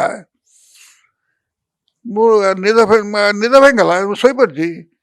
ମତେ ଲାଗିଲା ମୁଁ ଶୋଇ ନଥିଲି, ମୁଁ ମରିଯାଇଛି ଅଲରେଡ଼ି। ପୋଟାସିୟମ୍ ସାଇନାଇଡ୍ ପାଟିକୁ ଯାଇଛି ବୋଲି ଭାବିକିରି ମରିଛନ୍ତି। ମୁଁ ନିଜକୁ ନିଜେ ସନ୍ଦେହ କଲି whether I am alive or not, ବଞ୍ଚିଛି ନା ମରିଛି। ମୁଁ ସେ ହାତକୁ ପରୀକ୍ଷା କଲି, ତାକୁ ଧରିଲି, ୟାକୁ କଲି, ସବୁ ଲାଇଫ୍ ବାହାରକୁ ଚାହିଁଲି। ରେଭେନ୍ସା କଲେଜର ମୋ ରୁମ୍କୁ ୱେଷ୍ଟ ହଷ୍ଟେଲ ସେ କ୍ୟାମ୍ପସଟା ପୁରା ଦିଶୁଛି, କୁଆ ବୋବୁଛି, ସୂର୍ଯ୍ୟ ଉଦୟ ହେଉଛି, ସବୁ କଥା ଦେଖାଗଲା। ମୁଁ କହିଲି ନାଇଁ ମୁଁ ବଞ୍ଚିଛି। ତାପରେ ମୁଁ ତାକୁ ପଚାରିଲି, ମୁଁ ନିଜକୁ ନିଜେ ପଚାରିଲି, ଆଉ ତାକୁ ଫାକୁ ନୁହଁ, ନିଜକୁ ପଚାରିଲି, ଆରେ ଗଲା ରାତିରେ ତୁ ଥିଲୁ କୋଉଠି? ଶୋଇପଡ଼ିଛି ନା, କୁଆଡ଼େ ଯାଇଥିଲୁ ଗଲା ରାତିରେ? ସେଇ ଉତ୍ତର ବାହାରିଲା। ମୁଁ ଭାବିଲି ସେ ଗଲାଣି ବୋଲି ମୋ ଭିତରୁ। ସେ ଉତ୍ତର ଦେଲା, you have learned everything, you have gone round the whole universe and you know everything, start again. ଆଉ ଥରେ ଆରମ୍ଭ କର, ଏକଦମ ଡିଟେଲ। ମାନେ ଖୁବ କ୍ୱଚିତ ଲୋକଙ୍କ ଜୀବନରେ ଏଭଳି ଘଟଣା ଘଟିଥାଇପାରେ। That has happened in my life, that has made me a person, a writer and a scientist and reporter, like କରଜିଆ ଡାଏରୀ ରିପୋର୍ଟର। ଆଚ୍ଛା, ମୁଁ କହୁଥିଲି ମୁଁ ଷ୍ଟାର୍ଟ ଏଗେନ୍। ଆଉ ମୋର କିନ୍ତୁ ସେ ପ୍ରଶ୍ନ ଆଉ ରହିଲାନି, ଯୋଉଟା ମୋତେ ହଣ୍ଟ କରୁଥିଲା ସବୁଦିନ ସକାଳୁ, ଈଶ୍ୱର ଅଛନ୍ତି କି ନାହିଁ, ସେ ପ୍ରଶ୍ନଟା ବାଏଁ ବାଏଁ ଉଡ଼ିଯାଇଛି ଆ ଭିତରେ। ସେ ଯୋଉ hunting question, that is no more valid for me. କିନ୍ତୁ ଦେଖୁଛନ୍ତି ଏଇଟା ମିରାକଲଟା। ମୋତେ ମାରିଦେଇଥାନ୍ତେ ନା, ଈଶ୍ୱର ଅଛନ୍ତି କି ନାହିଁ ସକାଳୁ ଉଠିକି ଯଦି ଜଣେ ଡେଲି ଏଇଆ ପ୍ରଶ୍ନ ପଚାର, ଦିନ ରାତି ଏଇଆ ହବ, ତ ମରିବନି। ସେଇ ଯୋଉ ପୁଡ଼ିଆଟି ଦେଇଥିଲା, ସେ ପୁଡ଼ିଆ କେବଳ ମୋତେ ପୋଟାସିୟମ୍ ସାଇନାଇଡ୍ ରକ୍ଷା କଲାନି, ମୋତେ ଗୋଟେ ପର୍ପସ୍ ଅଫ୍ ଲାଇଫ୍ ଦେଇଦେଲା। ସେ ପର୍ପସ୍ ଅଫ୍ ଲାଇଫ୍ରେ ମୁଁ କହିଲି ମୋର ଗୋଟେ କ'ଣ କରିବା କଥା। ମୁଁ ଦେଖିଲି ଯେ ମୁଁ ଟେଷ୍ଟ ପରୀକ୍ଷା ଦେଇନାହିଁ। ଟେଷ୍ଟ ପରୀକ୍ଷା ଆଉ 7 ଦିନ ଆଗରେ। ଆକର୍ଡିଂ ଟୁ ରୁଲ୍, ଯଦି ତମେ ପ୍ରି ଟେଷ୍ଟ ଦେଇନଥିବ, ଟେଷ୍ଟ ବି ଦେଇନଥିବ, ତାହେଲେ ସେଣ୍ଟଅଫ୍ ହବନି। ମୁଁ କହିଲି ବର୍ତ୍ତମାନ ଟୁ ବିଗିନ୍ ଏଗେନ୍ ବୋଲି କହୁଛି କିଏ? କୋଉଠୁ ଆରମ୍ଭ କରିବି? ମୁଁ କହିଲି ଯାଉଛି, ମୁଁ ପରୀକ୍ଷା ଦେବି ଆଗ। 7 ଦିନ ପରେ ଯାହା ମନେ ଅଛି ତାକୁ ପରୀକ୍ଷା ଦେବି। ମୁଁ ଗଲି, ଆମର ସାଙ୍ଗ ପିଲାଙ୍କୁ ପଚାରିଲି, ନର୍ମାଲ ହେଇଗଲାଣି ସେତେବେଳକୁ, ମୋ ଭିତରେ ସେ ଚିନ୍ତା ଚାଲିଗଲାଣି, ଏ ଯୋଉଟା ଷ୍ଟ୍ରେସ୍ ଚାଲିଗଲାଣି। ସେ ବାବା ତାକୁ ଉଡ଼େଇ ଦେଲେ, ମୋ ଭିତର କ୍ଲିୟର କରିଦେଲେ ସେଇଟାକୁ। ଏଇ ତାଙ୍କର ଅଲୌକିକ ଶକ୍ତିର ପ୍ରମାଣ ସେତିକି ମୁଁ ପ୍ରଥମେ ପାଇଲି। ତାପରେ କ'ଣ ହେଲା, ସେଠୁ ମୁଁ ପରୀକ୍ଷା ଦେବାକୁ ଗଲି 7 ଦିନ ପରେ। କିଛି ପଢ଼ିନି, ମାନେ କ'ଣ ପଢ଼ିବ, ଗୋଟେ ଲୋକ 6 ମାସ ହେଲା ଏଇ ବିଷୟରେ ଈଶ୍ୱର ଅଛନ୍ତି କି ନାହିଁ ହେଉଛି, ସେ ପଢ଼ିବ କ'ଣ, ବାୟା ହେଇଗଲାଣି ନା। ମୋତେ ପ୍ରଫେସର କହିଲେ ଏତେ ବାୟା ହେଇଗଲା।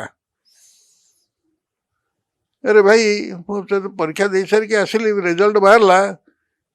ମୋର ସବଜେକ୍ଟ ଥିଲା କେମିଷ୍ଟ୍ରି ଅନର୍ସ, ଫିଜିକ୍ସ ଆଣ୍ଡ ମ୍ୟାଥମେଟିକ୍ସର ପାସ୍ ସବଜେକ୍ଟ।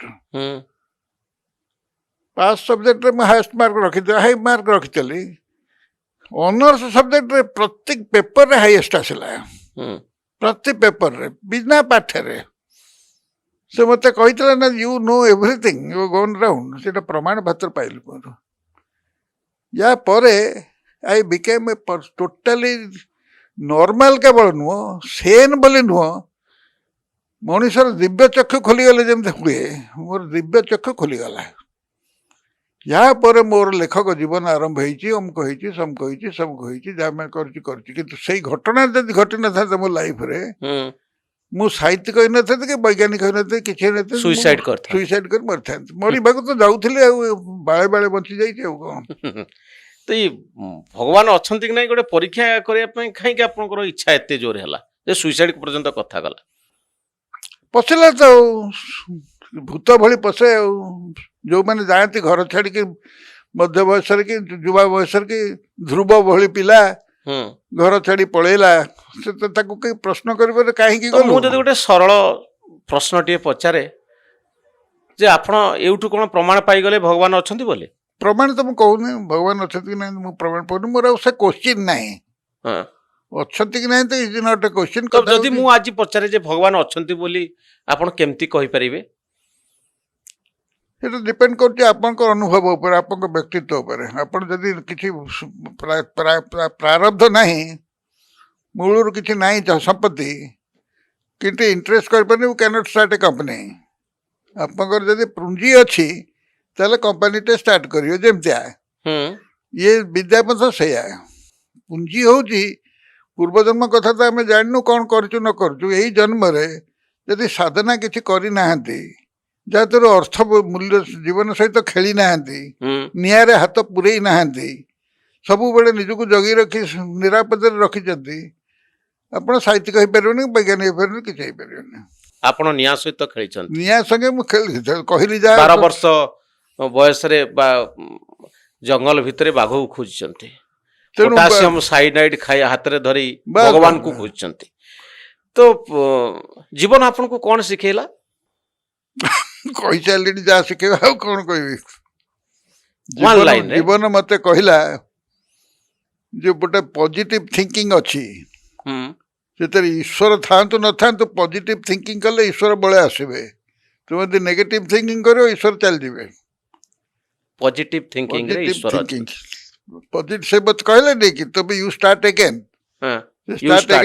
Start positively. ଈଶ୍ୱର ଅଛନ୍ତି ନାହାନ୍ତି କୋଶ୍ଚିନ୍ ନାହିଁ, ଈଶ୍ୱର ଅଛନ୍ତି ଭାବ ବୋଲି ଚାଲ। ବା ଆଉ ସେ ପ୍ରଶ୍ନକୁ ଉଠା ନାହିଁ ମୋଟେ ମନ ଭିତରେ। ପ୍ରଶ୍ନ ଉଠିବା ମାନେ ତମେ ଭଗବାନଙ୍କ ଅସ୍ତିତ୍ୱକୁ ଅସ୍ୱୀକାର କରୁଛ। ପ୍ରଶ୍ନରେ କୌଣସି ମାନେ ଦ୍ୱୈତ ୟେସ୍ ନୋରେ ଉତ୍ତର ମିଳେ ନାହିଁ। ସେଠି ଥାର୍ଡ ପର୍ସନ ଦରକାର ପଡ଼ିବ, ଜଣେ ଗୁରୁ ଦରକାର ପଡ଼େ। ତ ସେ ତ ଆଚ୍ଛା, ଯୋଉ ଆପଣ ଯୋଉ ବହି ଗୁଡ଼ିକ ଲେଖନ୍ତି, ସେ ବହୁ ଅଂଶରେ ଫିଲୋସଫିକାଲ ଆଉ କଷ୍ଟ, ସହଜରେ ବୁଝି ହୁଏନି। ଆର କାରଣ କ'ଣ? ଜାଣି ଶୁଣି ଆପଣ ଏମିତି କଷ୍ଟ କରୁଛନ୍ତି? ନାଇଁ, ଜାଣି ଶୁଣି ନୁହଁ। ଆକ୍ଚୁଆଲି ସାହିତ୍ୟଟା ସେଇଆ। କାରଣ ଆମେ ନୋବେଲ ପ୍ରାଇଜ ୱିନିଂ ବହି ସବୁ ପଢ଼ନ୍ତି ଯେଉଁମାନେ, ସେମାନେ ଜାଣନ୍ତି ସାହିତ୍ୟ କୋଉ ପର୍ଯ୍ୟାୟରେ ଲେଖା ହେଉଛି। ଧରିକି ଯାହାଙ୍କ ରାମା ସାମାଙ୍କ ବହି ସବୁ ଆପଣ ପଢ଼ୁଛନ୍ତି, ସେ ବି ସାହିତ୍ୟ। ତେଣୁ ଦୁଇଟା ଭାଗବତ ପଢ଼ୁଛନ୍ତି, ଗୋଟେ ସାହିତ୍ୟ। ସେ ଭାଗବତର ଚିନ୍ତାଧାରା ଅଛି, ଯୁଗ ଯୁଗ ଧରି ବଞ୍ଚିଛି। ଇଆଡ଼େ ଆମେ ଯେଉଁ ପିଲାଙ୍କ ଗପ ସବୁ ଲେଖୁଛୁ, ଛୋଟ ପିଲାଙ୍କ ଗପ, କଲେଜ ପିଲାଙ୍କ ଗପ ସବୁ ଲେଖୁଛୁ, ତା ବି ଲେଖା ଚାଲିଛି। କିନ୍ତୁ ଭାଗବତ ପଢ଼ିକି ଯେ ଆନନ୍ଦ ପାଏ, ସେ ଏଗୁଡ଼ା ପଢ଼ିବାକୁ ତାର ସମୟ ନାହିଁ। ତ ଆପଣ କ'ଣ ଚାହାନ୍ତି ଯେ ଆପଣଙ୍କ ସାହିତ୍ୟକୁ ସାଧାରଣ ଲୋକଟିଏ ନ ପଢ଼ୁ? ନାଇଁ, ମୁଁ ଭାବେ ସାଧାରଣ କେହି ନାହାନ୍ତି। ପ୍ରତ୍ୟେକ ଲୋକ ଜଣେ ମଣିଷ ପ୍ରଥମେ ଏଇ ଜଣ ସାଧାରଣ ଅସାଧାରଣ ନୁହଁ କିନ୍ତୁ ସାଧାରଣ ଲୋକଟେ ତ ବୁଝିପାରିବନି ଆପଣଙ୍କ ଶବ୍ଦ ନା, ଆପଣଙ୍କ ସେ ବେଳ ହେଲେ ଚିନ୍ତାଧାରା। ବୁଝିବ କିଛି ତ ଲୋକ ବୁଝନ୍ତି ନା ଯେତେବେଳେ ନରକିନ୍ନର ବାହାରିଲା ହଁ ମୁଁ ପଢୁଥିଲି ପିଲାଦିନେ ବହୁ ବର୍ଷ ତଳେ ମୁଁ ଟ୍ରାଏ କରିଥିଲି। ବୁଝିପାରିନଥିବ ମୁଁ ନାଇଁ ମତେ ଭାରି କଷ୍ଟ ଲାଗିଲା। ତାର କାରଣ ହଉଛି କଷ୍ଟ ସେ ଗୋଟେ ବସ୍ତି ଜୀବନ ସେଥିରେ କିଛି କଷ୍ଟ ନାହିଁ କଣ ତ ତାର ଉଦ୍ଦେଶ୍ୟଟା ବୁଝି ହଉନି ହୁଁ ଉଦ୍ଦେଶ୍ୟ ବୁଝି ହଉନି। ଉଦ୍ଦେଶ୍ୟଟା ହଉଛି ମଣିଷ କାହାକୁ ଧରି ବଞ୍ଚେ ହୁଁ ସେ ନିଜର ପଜିଟିଭ ୱିଲଟାକୁ ଧରି ବଞ୍ଚେ ଗୋଟେ ଗଞ୍ଜଡ଼ ସେଠି ବସିକି ସେ ବସ୍ତି ଭିତରେ ବସି ଗଞ୍ଜେଇ ଟାଣି ବସୁଛି ସେ ଦିଲଖୁଶ କରି ବସିଛି ସେ કે ભાઈ કણ આનંદર કે बहुत मजा रे अଛ તમે ନାଇଁ ଯାଅ ଯାଅ ତମେ ଯାଅ ସେ ତାର ଆନନ୍ଦରେ ଅଛି ହୁଁ ତୁମେ କହିବ ଜୀବନ ବ୍ୟର୍ଥ ହେଇଗଲା ତୁମେ କହିପାର ସେ ବ୍ୟର୍ଥ ଅନୁଭବ କରୁନି ଏଇ ଚିତ୍ରଟା ଦେବା ପାଇଁ ମହାତ୍ମା ଗାନ୍ଧୀ ଜଣେ ସାଧାରଣ ଲୋକ ଥିଲେ ତାଙ୍କୁ ପ୍ରିଟୋରିଆରେ ଗୋଟେ ଷ୍ଟେସନରେ ରାତି ଅଧରେ କିଏ ଗୋଟେ ପେଲିଦେଲା ପଦାକୁ ଷ୍ଟେସନ ମାଷ୍ଟର ପେଲିଦେଲା ପଦାକୁ ସେ ଚିଟପଟାଙ୍ଗ ହେଇ ପଡ଼ିଛନ୍ତି ଅନ୍ଧାର ରାତି ଏମିତି ଆକାଶକୁ ଚାହିଁଛନ୍ତି କେହି ନାହିଁ ସେଇଠୁ ଷ୍ଟାର୍ଟ ହେଲା ଯଜ୍ଞ ମନ ଭିତରେ ଯଜ୍ଞ ହେଲା ଭାରତକୁ ପୃଥିବୀକୁ ମୁକ୍ତ କଲେ ଉପନିବେଶବାଦରୁ ତାଙ୍କୁ ମରି ଦିଆଗଲା ବର୍ତ୍ତମାନ ତାଙ୍କୁ ମଧ୍ୟ ଅସ୍ୱୀକାର କରୁଛନ୍ତି ଆମେ ଅନେକ ଲୋକ ଅସ୍ୱୀକାର କରୁଛନ୍ତି ଗାନ୍ଧୀ କିଛି କରିନାହାନ୍ତି ନ କରିଛନ୍ତି କରନ୍ତୁ କିନ୍ତୁ ସେ ଯୁଗଟା ଥିଲା ଆମ ସମୟରେ ସେ ଯୁଗଟା ଥିଲା ଶ୍ରୀକୃଷ୍ଣ ବୋଲି ଜଣେ ଲୋକ ଥିଲେ ସେ ଗୋଟେ ଯୁଗ ସୃଷ୍ଟି କରିଥିଲେ ଯେଉଁମାନେ ମହାଭାରତରେ ଜନ୍ମ ହେଇଛନ୍ତି କାଳେ ସେମାନେ ଜାଣିଛନ୍ତି ସେଟା ସତ୍ୟ ଆମ ପାଇଁ ଏଇଟା ଅସତ୍ୟ ତେଣୁ ଏଇ ଫିଲୋସଫିଟାକୁ ବୁଝିବା ପାଇଁ ନରକିନ୍ନରରେ ସେତେବେଳେ ସାହିତ୍ୟ ବିଶ୍ୱ ସାହିତ୍ୟରେ ଥିଲା ବିଶ୍ୱ ସାହିତ୍ୟରେ ପୌରାଣିକ ସାହିତ୍ୟରେ ଥିଲା କିନ୍ତୁ ଓଡ଼ିଆ ସାହିତ୍ୟରେ ଉପେନ୍ଦ୍ର ଭଞ୍ଜ ରାଧାନାଥଙ୍କ ପର୍ଯ୍ୟନ୍ତ ଯେଉଁ ସିରିୟସନେସ୍ ଥିଲା ଫକୀରମୋହନ ତାକୁ ଭାଙ୍ଗିଦେଲେ ତାକୁ ସାରିଆ ଭଗିଆ କରିକି ଉପହାସ କରିକି ତାକୁ ଶେଷ କରିଲେ ଶେଷ କଲା ପରେ ଯେଉଁମାନେ ଲେଖକମାନେ ବାହାରିଲେ ସେମାନେ ବସିକି କମ୍ୟୁନିଷ୍ଟ ମାନଙ୍କର ଚିନ୍ତାଧାରାକୁ ପ୍ରଚାର କଲେ ମାର୍କ୍ସବାଦଟା ହିଂସାବାଦ ତୁମେ ମୋଠୁ ବେଶୀ ଦରମା ପାଉଛ ତେଣୁ ମୁଁ ତୁମକୁ ତୁମେ ହେଉଛ ଉଚ୍ଚ ଶ୍ରେଣୀର ଶ୍ରେଣୀ ବିଭାଗ ତେଣୁ ତମ ବିରୁଦ୍ଧରେ ମରଣାନ୍ତକ ଯୁଦ୍ଧ କରିବାକୁ ଅଛି ଇଏ ଏଭଳି ହିଂସ୍ର ଫିଲୋସଫି ଭାରତବର୍ଷରେ ନଥିଲା ସେ ଯେଉଁ କ୍ଷତି କରିଦେଲା ଯେଉଁ ପିରିୟଡ଼ଟା ତା ଫଳରେ ଭାରତବର୍ଷ ଦରିଦ୍ର ହେଇକି ରହିଲା 70 ବର୍ଷ ନେହେରୁ ପିରିୟଡ଼ ପରେ ପରେ 1990 ଯାକେ ମନମୋହନ ସିଂ ଆଉ ନରସିଂହ ରାଓ ଏମାନେ ଆଣିଲେ ଯେଉଁ ମୁକ୍ତ ବାଣୀକରଣ ଆଜି ଏଇ କଥା ଆପଣ ବସି ଏଠି କରୁଛନ୍ତି ଇଏ କଥା ଆପଣ 1990 ପୂର୍ବରୁ ଏମିତି ଗୋଟେ ଷ୍ଟୁଡ଼ିଓରେ ବସି କରିବେ ଗୋଟେ ମନୋରଞ୍ଜନ ମିଶ୍ର କୋଉଠୁ ପାସ୍ କରି ସାରି ଆସିକି ସେ ଗୋଟେ କରିବ ତାର ଏମିତି ଗୋଟେ ଥାଟ୍ରେ କରିବ ଏ କଥା ସାଧାରଣ ପିଲା ବିଶ୍ୱାସ କରିପାରିବ ନଥିଲେ ଆମ ସମୟରେ କିନ୍ତୁ ମୁଁ ଦରମା ପାଉଥିଲି 200 ଟଙ୍କା ପ୍ରଥମେ ଯେତେବେଳେ ଚାକିରି ଷ୍ଟାର୍ଟ କଲି ଲେକ୍ଚରର ଏଇଟା ପାଉଛି ପେନସନ୍ ପାଉଛି 1.5 ଲକ୍ଷ ଟଙ୍କା ଏ ଟଙ୍କାଟା ଆସୁଛି କେଉଁଠୁ 200 ଟଙ୍କାରେ ଷ୍ଟାର୍ଟ କରିଥିଲେ ମୁଁ ରିଟାୟାର କଲି 2000 କେତେ ଟଙ୍କା 4000 ଟଙ୍କା ରିଟାୟାର କରିଥିଲି ୱାର୍ଲଡ ଗ୍ଲୋବାଲାଇଜେସନ୍ ହେଲା ପରେ ସେଟା ବଢ଼ି ଯାଇକି ଲକ୍ଷାଧିକ ଟଙ୍କା ହେଇଗଲା ତେଣୁ ଇକୋନୋମି ଏଇଟା ଇକୋନୋମିର ଖେଳ ନୁହଁ ଏଇଟା ହେଉଛି ଯୁଗର ଖେଳ ଯୁଗର ଚକ୍ରାନ୍ତ ଏ କଥା ଗୁଡ଼ାକୁ ସାହିତ୍ୟରେ ଆସିବା କଥା ଏଇ ଯେଉଁ ଆଶ୍ଚର୍ଯ୍ୟବୋଧ ଏଇଟା ସାହିତ୍ୟରେ ନ ହେଇକିରି କଲେଜ ପିଲା ଯାଉଛି ଝିଅଟେ ଦେଖୁଛି ତା କାନିକୁ ଟାଣିଦେଲା ସେଠୁ ପ୍ରେମ ଆରମ୍ଭ ହେଲା ତାପରେ ଦେଖିଲା ବେଳକୁ କଳି କଲା ସେଠୁ ମରେଇଲେ ଗୋଟେ କିଏ ମଲାଣି ସୁଇସାଇଡ୍ କରି ଗଲାଣି ଏଇଟା ତାକୁ କହୁଛି ସାହିତ୍ୟ ଏ ସାହିତ୍ୟ କେତେ ଦିନ ରହିବ ତ ସାହିତ୍ୟ କହିଲେ ଆପଣ ବୁଝନ୍ତି ଫିଲୋସଫିକୁ ସାହିତ୍ୟ କହିଲେ ମର୍ମ ଜୀବନର worth why I M living ଏ ଉତ୍ତର ଯୋଉଠୁ ପାଇବେ ସେଇଠିକି ଯିବ ମଣିଷ ପାଠ ପଢ଼ିବା ପାଇଁ ମୁଁ ଅତି ସରଳରେ ମୋତେ ବୁଝେଇଲେ ହ୍ୱାଇ ଆଇ ଏମ୍ ଲିଭିଂ ମୁଁ କାହିଁକି ବଞ୍ଚିଛି ଆପଣ ନିଜେ କହୁନାହାନ୍ତି ମତେ କାହିଁ ପଚାରୁଛନ୍ତି ଆପଣଙ୍କର ଅନୁଭବରୁ ମୁଁ ଜାଣି ମୋ ଅର୍ଥଟା ମୁଁ କହିବି ୟୁ ଆର୍ ଲିଭିଂ ମୁଁ ମୋ ଅର୍ଥ କହିବି ତମ ଅର୍ଥ କହିପାରିବି ଆପଣଙ୍କ ଅର୍ଥ କ'ଣ ମୋ ଅର୍ଥରେ ହ୍ୱାଇ ଆଇ ଏମ୍ ଲିଭିଂ ଏଇ ଯୋଉ ଉପଲବ୍ଧିଟା ହଉଛି ଗୋଟେ ଫୁଲ ଫୁଟିଛି ଏ ଯୋଉ ବ୍ଲୁମ୍ ଫୁଲର ସେ ଅନୁଭବ କରୁଛି ତାର ଯୌବନକୁ ଅନୁଭବ କରୁଛି ଫୁଲ ତାକୁ ସେ କିନ୍ତୁ ରହିଛି गोटे कंट्रोल ऑफ मटेरियलिस्टिक फोर्सेस विदर कर धीरे धीरे मौड़ी जाऊँगी मुझे बुढ़ा हो गली मुझे जुआ बयस थी यही सब खेल करूली मोर जो उपलब्धि होता दैनंदिन उपलब्धि मुहूर्त को मुहूर्त उपलब्धि होता it is like a travel in journey गोटे विराट लंग जर्नी रे गला भाई जाऊँ से जर्नी भीतर न जाए स्थबिर होकर रही जब ऋषि टे बसी गोटे जगह स्थबिर होकर से गोटे जर्नी करुचे मन भितर तुम ता जर्नीटा बंद कर दो स्थावर हो पत्थर यही कारण फिलोसफी इज नेसेसरी तो जीवन कौन हूँ गोटे एंडलेस ट्रैवल जीवन is an endless travel yes you are right हाँ मनीष केवल यात्रा करूथुव गोटे परे गोटे कंटिन्यूअस यात्रा रही गले मल चरईबती आगो को जीव चरईबती आगो को चलो से तो आचार्य आपण भितर फ्रस्ट्रेशन आपण बुढ़ा हो जाउछन 92 वर्ष ମୁଁ ପଚାରୁନି ସେ କଥା କାରଣ ପୁନର୍ଜନ୍ମରେ ବିଶ୍ୱାସ କରେ पुनर्जन्म विश्वास करते मृत्यु को भय करती कि नहीं ମୃତ୍ୟୁ କାହା ଭୟ କେମିତି ରହିବ ଏଇଟା ମଲେ ଗୋଟେ ନୂତନ ପୁନର୍ଜନ୍ମ ପାଇବେ ଆଣ୍ଡ ମୋର ବିଶ୍ୱାସ ହେଉଛି ମୁଁ ଯାହା କୀର୍ତ୍ତି କରିଛି ପୁନର୍ଜନ୍ମରେ ଆଉ ଗୋଟେ ବେଟର ଲାଇଫ୍ ପାଇବି ମୋ ଝିଅକୁ ଆଉ ଥରେ ପାଇବି ଅଲଗା ପ୍ରକାର ମୋ ସ୍ତ୍ରୀକୁ ଅଲଗା ପ୍ରକାର ପାଇବି ଆଉ ଗୋଟେ ନୂଆ ଅନୁଭବ ହେବ ଗୋଟେ ନୂତନ ଡ୍ରାମା ଅନୁଭବ ହେବ ସେଇଟା କାହିଁ ନ ନେବି ମୁଁ ପଛେଇ ଯିବି ତା ସବୁ ସେଇଥିରେ ସେଇ ପୁରୁଣା ଖେଳରେ ଖେଳିବି କାହିଁକି ଗୋଟେ ନୂଆ ଖେଳଟା ଭାଙ୍ଗିଗଲା ଗୋଟେ ନୂଆ ଖେଳ ହେବ ନା ହେବ ନା ଖେଳରେ ସବୁ ସରିଗଲା ସବୁ ଗୋଟି ଦିଗ ଘରେ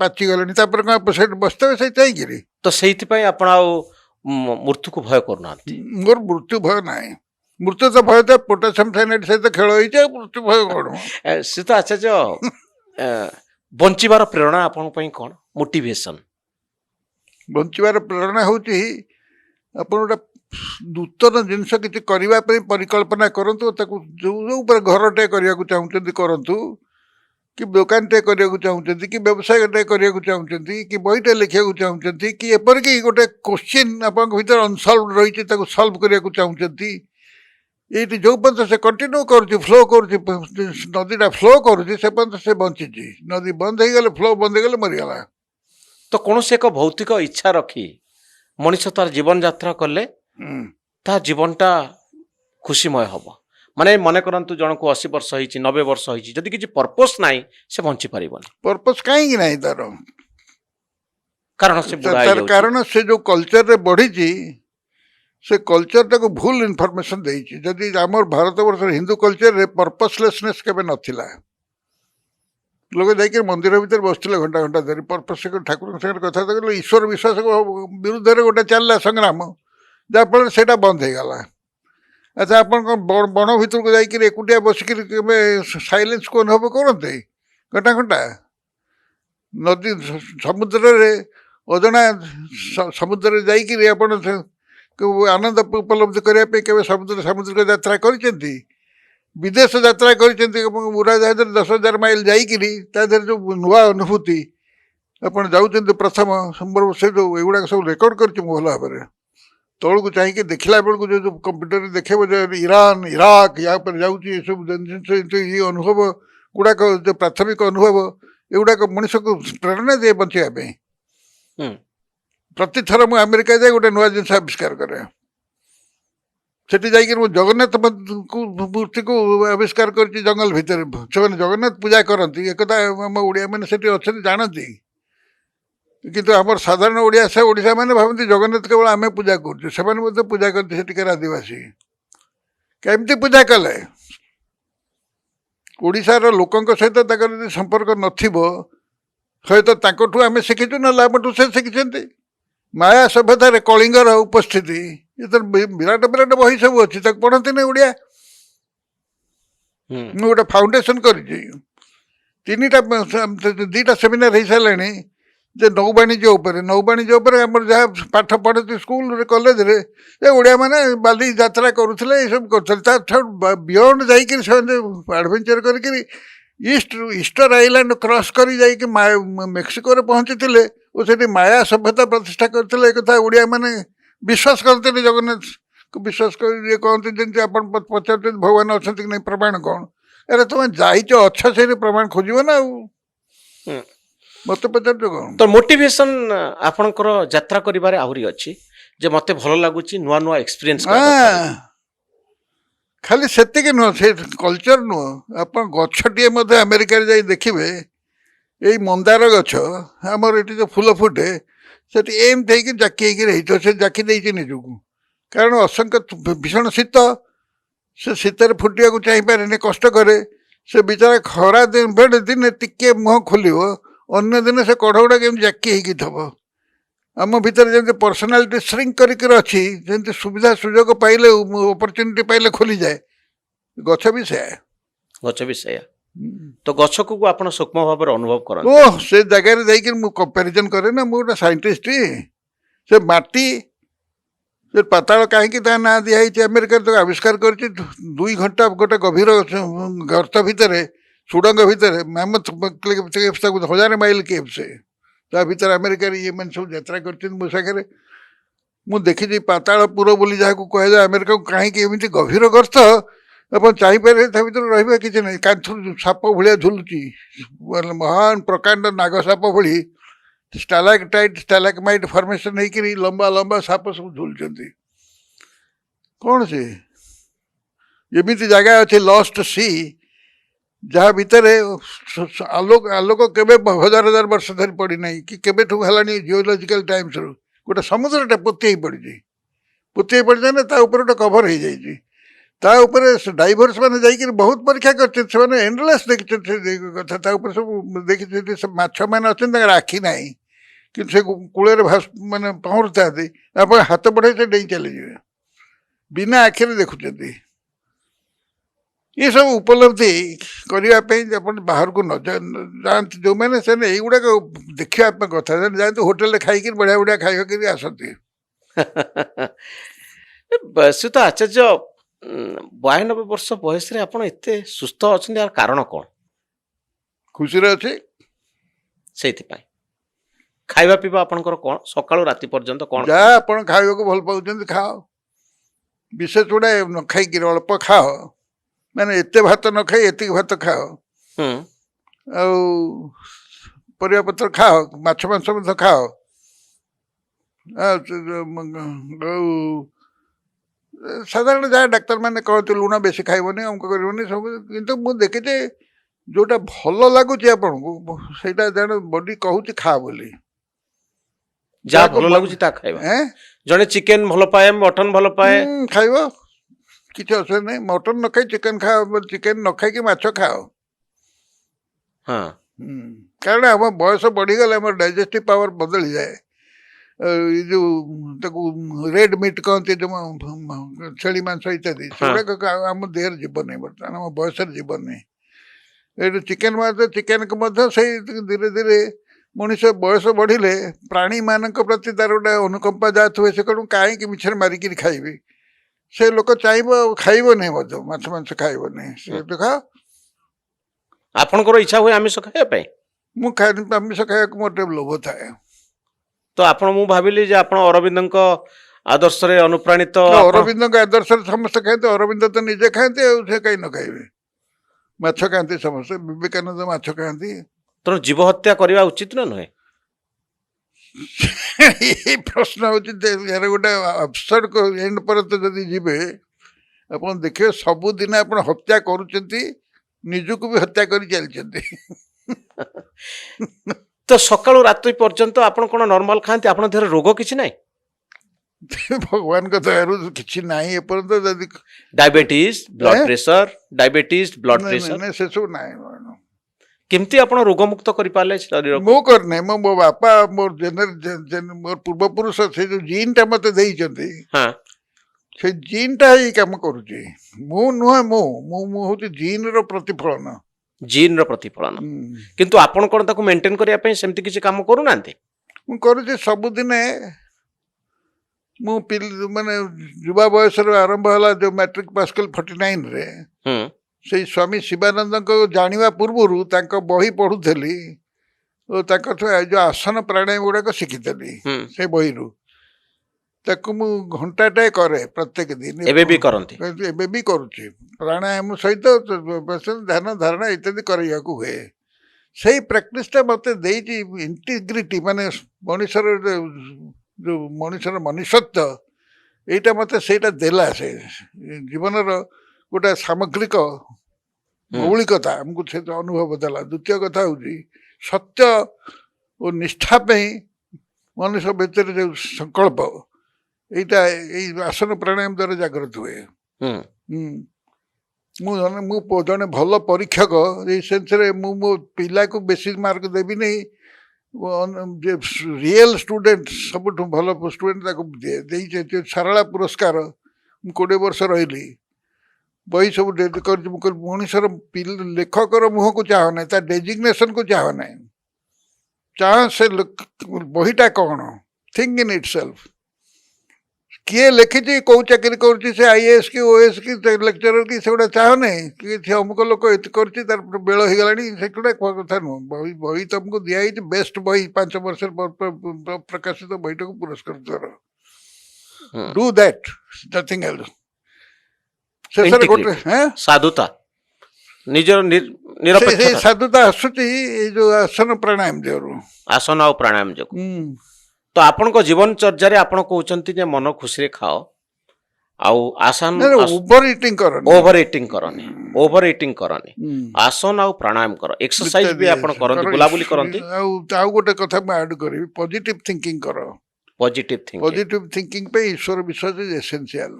मनुष्य रोगरू केमती मुक्त रही पारिबो जो आपण को विचार रे मैं सब रोगरू मुक्त होई परिबे नहीं काहे कि ना एटा जेनेटिक कंट्रोल अछि ना जाकर जो बयस डायबिटीज बाहर कथा बाहर जाकर हार्ट प्रोब्लेम अच्छी जो बयस लिखाई कि थुआई जे पांजी रे से गुड़ाक उन्मुक्त केवल हुए ताको आम औषध द्वारा सर्जरी द्वारा बंद कर रखीचु तथापि मनीष लंजिविटी आम भारत स्वाधीनता पाइला 1947 मसीह सेतबले एवरेज इंडियन लंजिविटी थिला 30-35 वर्ष बर्तमान 70-80 वर्ष पर्यंत गलानी कौटा आसूची लंजिविटी से शरीर आसुची ना नहीं जे मरुला 30 रे से पुणी बचिला 70 ना तमाने संभावना तुम भीतर अच्छी संभावना अच्छी जे संभावना को उन्मुक्त करने दरकार कौन गोटे सिविलाइज्ड लाइफ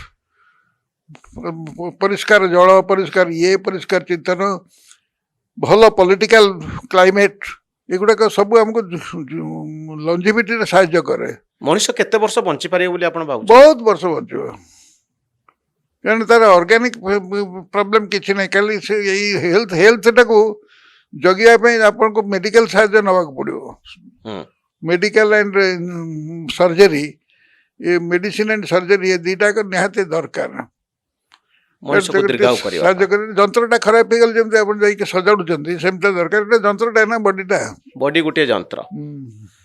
बहुत धन्यवाद श्रीयुत आचार्य आम बहुत समय धरी कथा हेले आपण माँ को मृत्युर कारण खोजु खोजु मूर्ति भांगिवा घटना पोटासियम साइनाइड खाई आत्महत्या करने पूर्व आपण भितर जो चेतना जागृत है तार कहानी आपणकर विश्वास आपणकर चिंताधारा एवं आपणकर लाइफस्टाइल तो मु भावुची ये पॉडकास्ट रे जो वार्ता आपण देले अनेक व्यक्ति हुए तो आपको ग्रहण न करि पारंती मन करंतु अनेक गुटे प्रश्न आसी पारे किंतु आपण चाहती रही जे काहाकू काउंटर करिया पई मु बहुत थर आपनकर इंटरव्यू करिछि ये प्रश्न पचारिछि किंतु ता गुटे कॉम्पैक्ट फॉर्म रे रखिया पई मु चाहूतली मु भाबुछि मु सेतरे सफल हेली ए पॉडकास्ट इंटरनेट रे कंटेंट केबे मृत्यु पाएनी सबले अमर ही थाए एक इंटरव्यू टी पॉडकास्ट टी सेमती अमर ही थिबो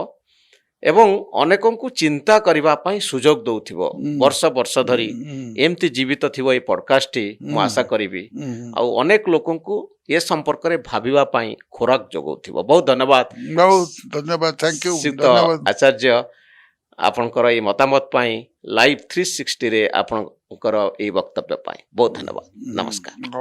नमस्कार।